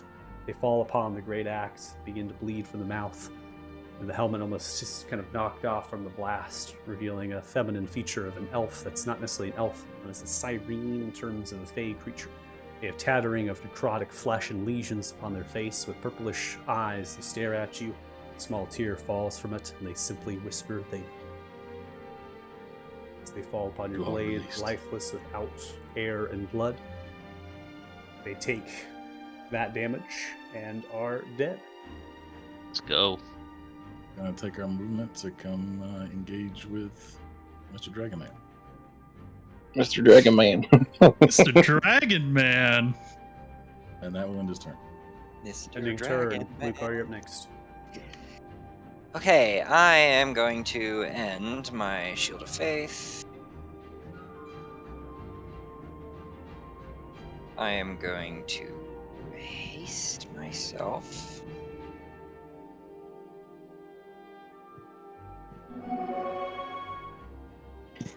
I'm gonna explode with some radiant light as my wings pop out. Okay.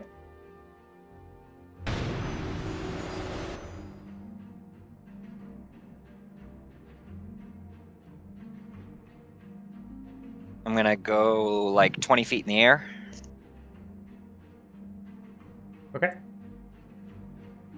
I think we should be fine to change you up to 20 feet. But, I'll do it for you. That way you're not bugging out with your token. I know that happened last time. Sorry, I think I just did it. Oh, you did? Okay. Yeah, Should be good. right click. Is that Yeah, it? I don't want you to bug out like the last time we descended. I think it was more or less you're attached to the eagle. It's caused problems. Yeah. I'm dropping Bless because I used the Bardic. Oh, that's the wrong. Yeah.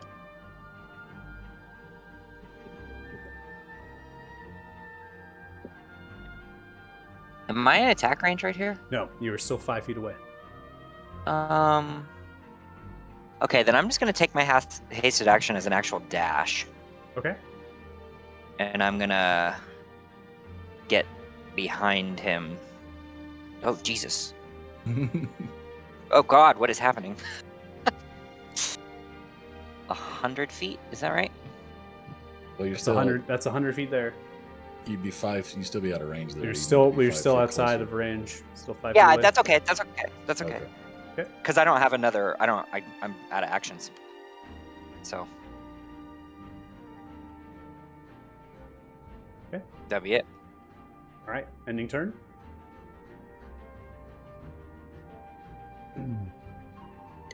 Another shroom beginning to make its dash.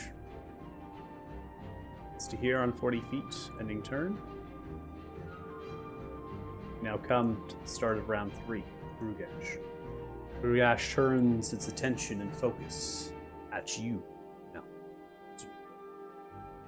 it looks towards you and lets out a series of attacks, crashing down with Shield. its mouth for the first, prompting a shield from you to try to brace against the effects.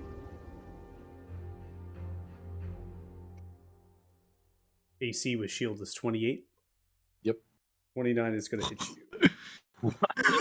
Damn. Jesus Christ. Dang. I don't believe it. It's insane. Fuck, dude.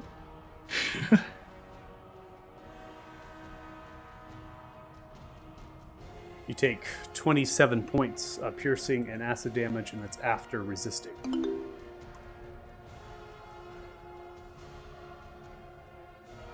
Prompts you for concentration. Oh no. Succeeding with a 24. Let's go, Maldor.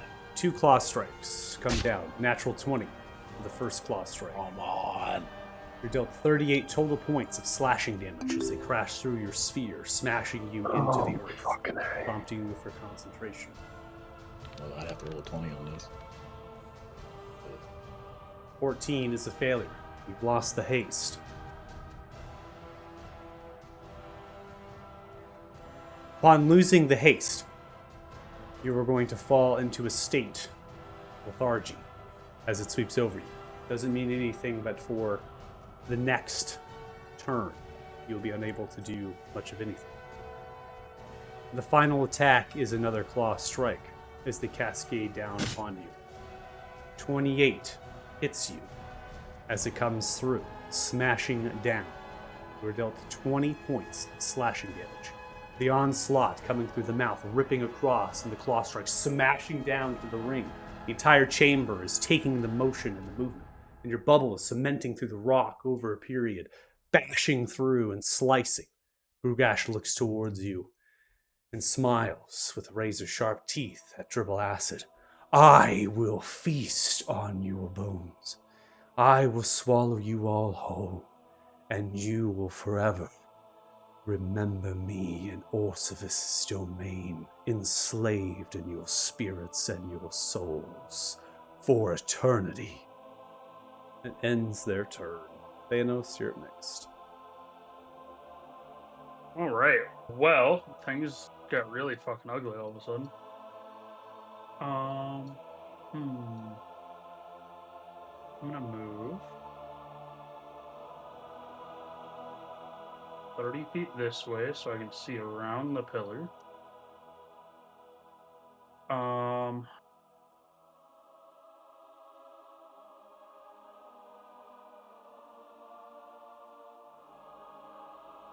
going to drop concentration on Hunter's Mark. Okay.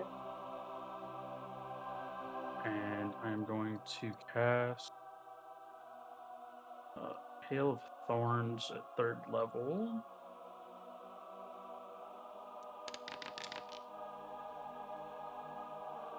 And then I'm going to shoot the sword in the back.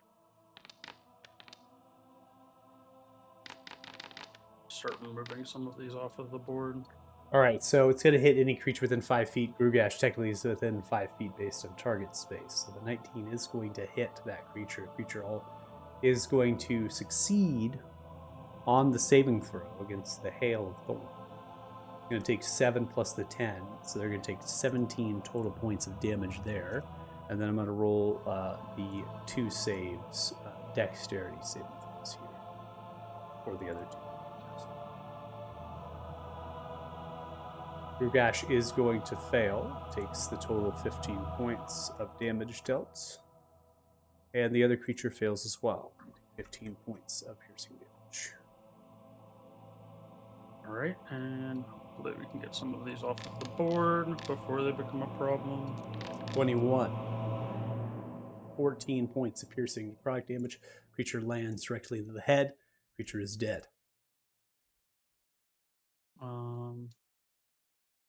Yeah, that is end of my turn.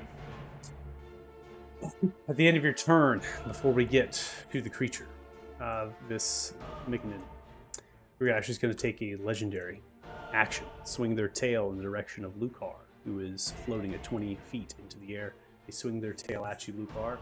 They're going to hit you with a 28. You take 24 points of bludgeoning damage as it crashes center point into your chest, prompting concentration.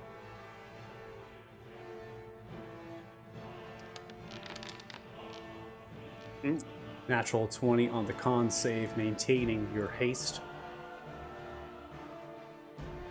This fungus creature is going to make a dash in the direction of Tegan.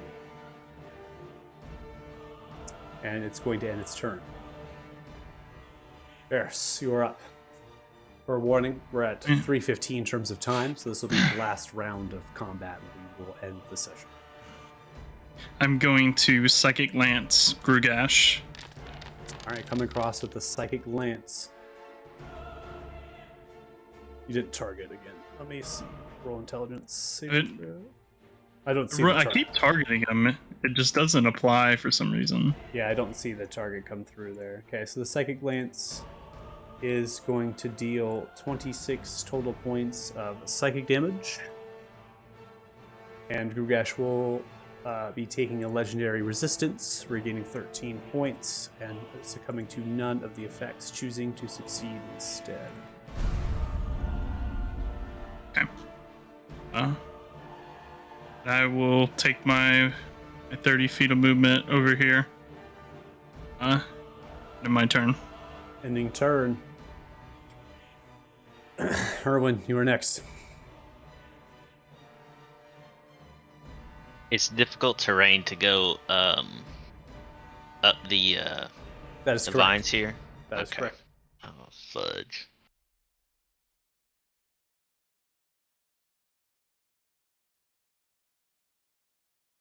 So it'd be 10, And that'd be 20, and that'd be 30. If I dash, that'd be 10, So 20. it 30. starts on this space right here. So you'll Okay, actually so- you'll get to here doing 10 feet, and then from there it'll be 20 feet, Okay. and then 20, 30. 30, if I dash, 10, 20, 30. This is 60 right here. That's 60. Yep. Oh, I cannot touch him.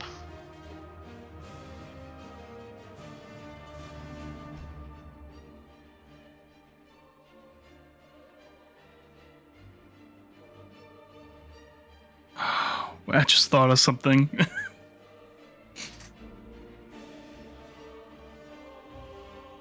Okay. I'm gonna cast Healing Word.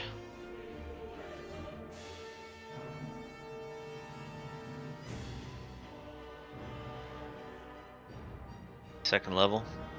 Okay. Oh, You'll do crap. 13 points of healing to Maldor. That was a bonus action. Could I then use my action just to move my spiritual weapon? Your spiritual weapon is a bonus action to move and to attack. Action economy wise, that's still true. I'll let you substitute, I think, in terms of that if you wish to use your action to do that instead. Yeah, that's the only thing that's useful in this moment. 15. Yeah, that's within range. Okay.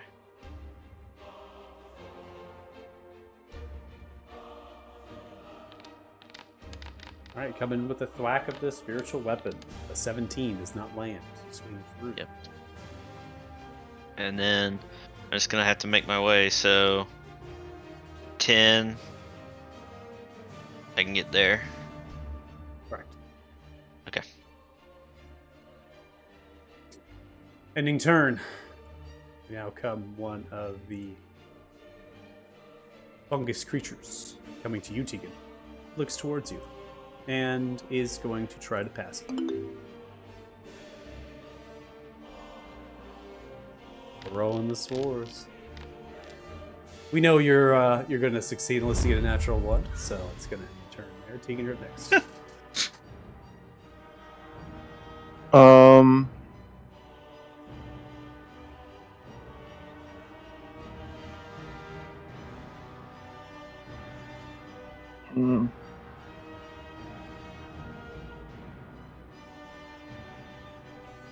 I am going to actually. I gotta check the range on something here. I don't think I'll be able to do it anyway because I'm not within 60 feet, but.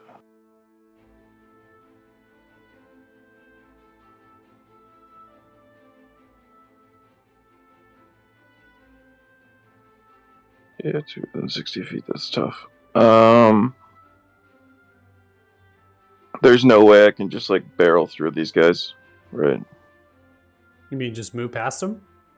Yeah, You'll take 3 attack of opportunities, but you can. yeah, I'd just do that. All right. Do I have to go around, or can I just push straight through them? You cannot go through them. You have to go around. Okay.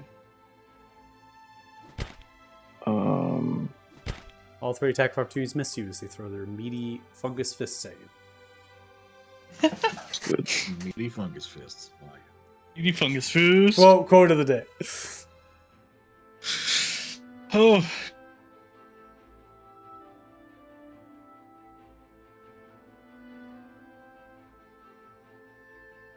Close enough, I think. Am I within 60 feet of Grugash right now? Yes. You I are. think Yeah, you were you're within within 30 60 feet. feet of. yeah, you're You way were, close, dude. you were were within within 6. 60. You were within 60 feet where you were. Oh, really? Yeah. All right. Can I supersede that movement then? You want a retcon? Yeah, Okay, I'll move you. if that's possible. It did I not strike will you. bonus. Meaty. I will bonus Didn't do action it. unsettling words and say, Grugash, you will die here today. And then I will cast command and say at first level and say grovel. Okay.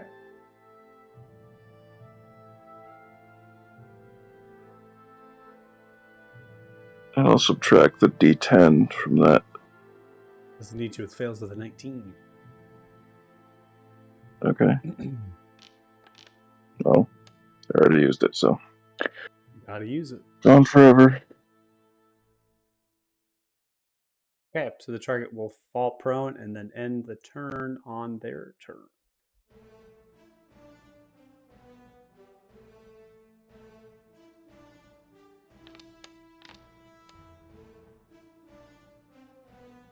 What are you shooting at? Yeah, Tegan, where I did you am- go? Where did I am his- bugging the fuck He out. just teleported and started shooting. Dude, what's He's on a whole happening? other map, fucking. I don't know. Pew, pew. He's Oh, revealed. shit, I'm his literally What not did even he- touching the board right now. I'm in my character sheet. I don't know what's going on. That's amazing. I was trying to change my Bardics and my. He keeps attacking. Someone just kill me. Just kill me. He's fucking murdering the dragon. They're all hitting, is what's amazing. Right? I don't Yeah, even you know rolled where a your 26 and I don't a even 21. know where your token is. So to he have reappeared. you- Unless Yeah, he you did. I just put reappear. no. I Michael. just you put put them him on the back? board. When I tell you that I literally didn't do anything besides try to change the amount of Bardics I had, that is all I did. I was in my character sheet. Like, I didn't touch anything. That's amazing. Oh, there's two Tegans. Oh, one of them's a big portrait. I need an adult. You need a lot of things. Okay, so you're back on the Better board. I don't know computer. where your token is, so I guess we'll find it eventually. Maybe you got sucked acid. into the 2 months down the line, we're in a completely different part of the world. Why is my token already in the board? Pacifying spores comes towards Tegan.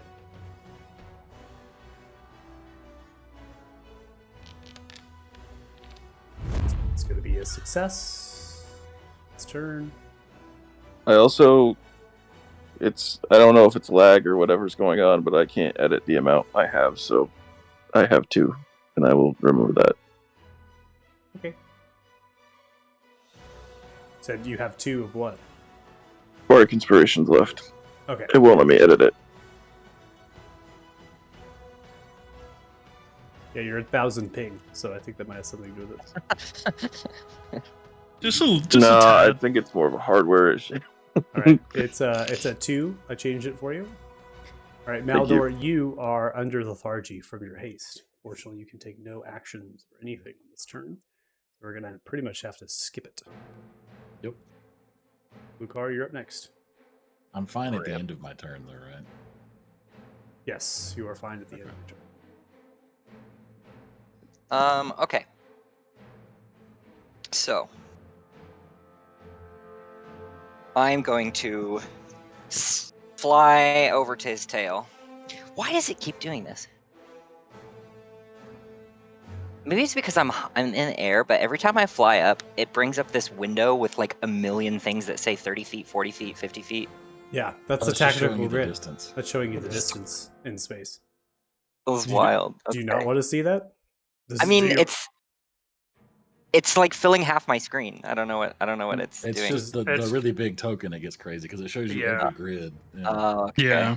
That's the Yeah, so distance to the I'm gonna token. fly like towards its tail, with the intention of attacking its tail because I'm sick of getting hit by that stupid thing. Okay. And I am going to take my hasted action and replace an attack with Dragon Breath, which I replace with Dragon Fear, which I imbue with the old one's power. Okay.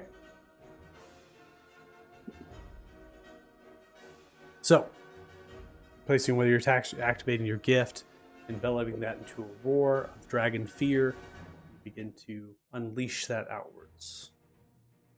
This is not an immediate success of the condition or the creature. The creature is going to attempt to save. And is successful with a natural 20. Motherfucker! As you yell out, the roar and echoes in distance to try, purple and pink lightning begin to sprout from you and trace around. Seems to have no effect.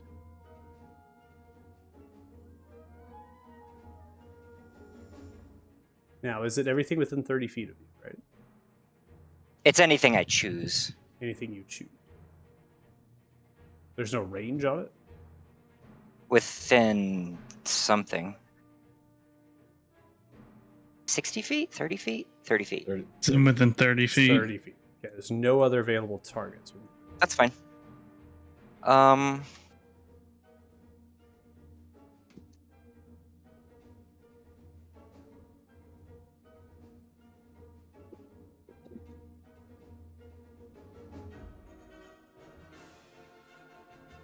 With breath weapon, can I use breath weapon more than once a turn? I think you, according to Fizbins, you can replace one of your attack actions with the breath weapon. So in theory, Okay. you could replace both, right? Yeah, in theory I could. Okay, so I'm then going to abjure enemy on him. Or vow of enmity, I mean. Okay, you're going to vow enemy. You're not going to Yeah. do abjure enemy. Vow enemy. Vow, yeah. And to be like, I hope the blade of Barathun is thirsty. Okay. It's my bonus, and then I am going to Dragon Fear one more time. Same gift if I can. You're going to activate your gift again? Yeah. Okay. So you activate your gift again, and you begin to feel some exhaustion that is starting to invoke. A future number of times, it will cause you to succumb to exhaustion levels. Right now, not so much. The first two throws. There is a wisdom saving throw that I'm going to send outwards of the dragon. Dragon does appear to be frightened by the roar. Frankish has been applied. Excellent. And then I'm going to take my second attack. Let the Bane taste his blood.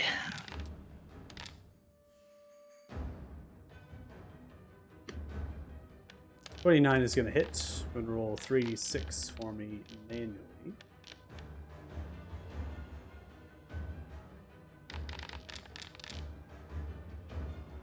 I do a total of 32 points of damage on the strike.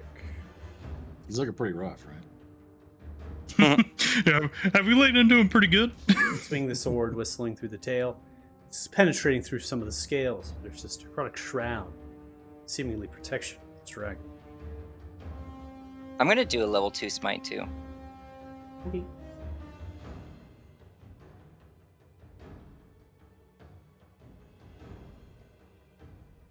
If it will let me. I don't think you're targeting. Oh, I see it there. There it goes. This is your target. Probably just so many Nice effects roll. on the board. 15 points Yeah. of radiant damage. Everyone's chugging. Train motioning. Mm-hmm. All right, ending turn. Before we come to this, the dragon's going to take their last legendary. They're going to aim their tail strike towards you, Lucar. The disadvantage, the 17 is going to miss. They swing it too low underneath your flying stature. Now come to one of the mushroom folk. It's now going to be making a dash as they're continuing to have a presence here. We're going to come to the top of round 4 with Garugash. Or Garugash will enact. This is where we're going to go ahead and end our session before we go further with this combat. I'm going to go ahead and pause this music here. Pick up this. So, start of round 4. How much time has surpassed the dragon? The dragon has been lying in wait underneath this space. It's chosen to emerge itself, engage in combat against you all. Sylvana has perished, has been slain, pawn off of the board. But the dragon is showcasing that it has otherworldly power. Something that goes in addition to perhaps what Damodar has done. This power is from Orsiph. The dragon as well has not been dividing its attacks. In fact, it took all of them at Meldor in one successive swoop. and continue to crash them into the ground. Its tail strikes whirling and targeting and wisping through. Remains to be seen what other legendary actions this dragon can take, what other layer actions this dragon can do. It barely shows signs of any wounds from the successive strikes, and has expended 2 of its legendary resistances. How many does it have? Still, you continue to progress, marking them off the board. The dragon remains above the acid line and not below. A fight in the depths of the lake can prove challenging. Will the frog appear? I hope so. Are there other dragonlings that will emerge? I don't know. This fight is in the early stages and we're just beginning. If you have potions, I suggest that you use them before you go down. For watching the stream, thanks so much! We really appreciate it! Wow. Yeah. I hope that you had a great time watching this. It definitely seems, in terms of performance, there's a lot of effects going and things. I might have to make some adjustments on the next session to try to downscale some of those so that performance is better for a number of individuals. I'm doing okay on my end with 2 Foundry things. So if you're watching us, you can check us out next week at Saturdays 11 a.m. PDT. We had technical issues, so we started late today. And so we pressed on past 3 here to try to get to this fight. And we'll see what happens, Seal Faded. Will they vanquish the dragon or will they meet their demise? We're killing the fucking dragon. We will see you next week. Bye. Thanks for watching. Bye. Yay.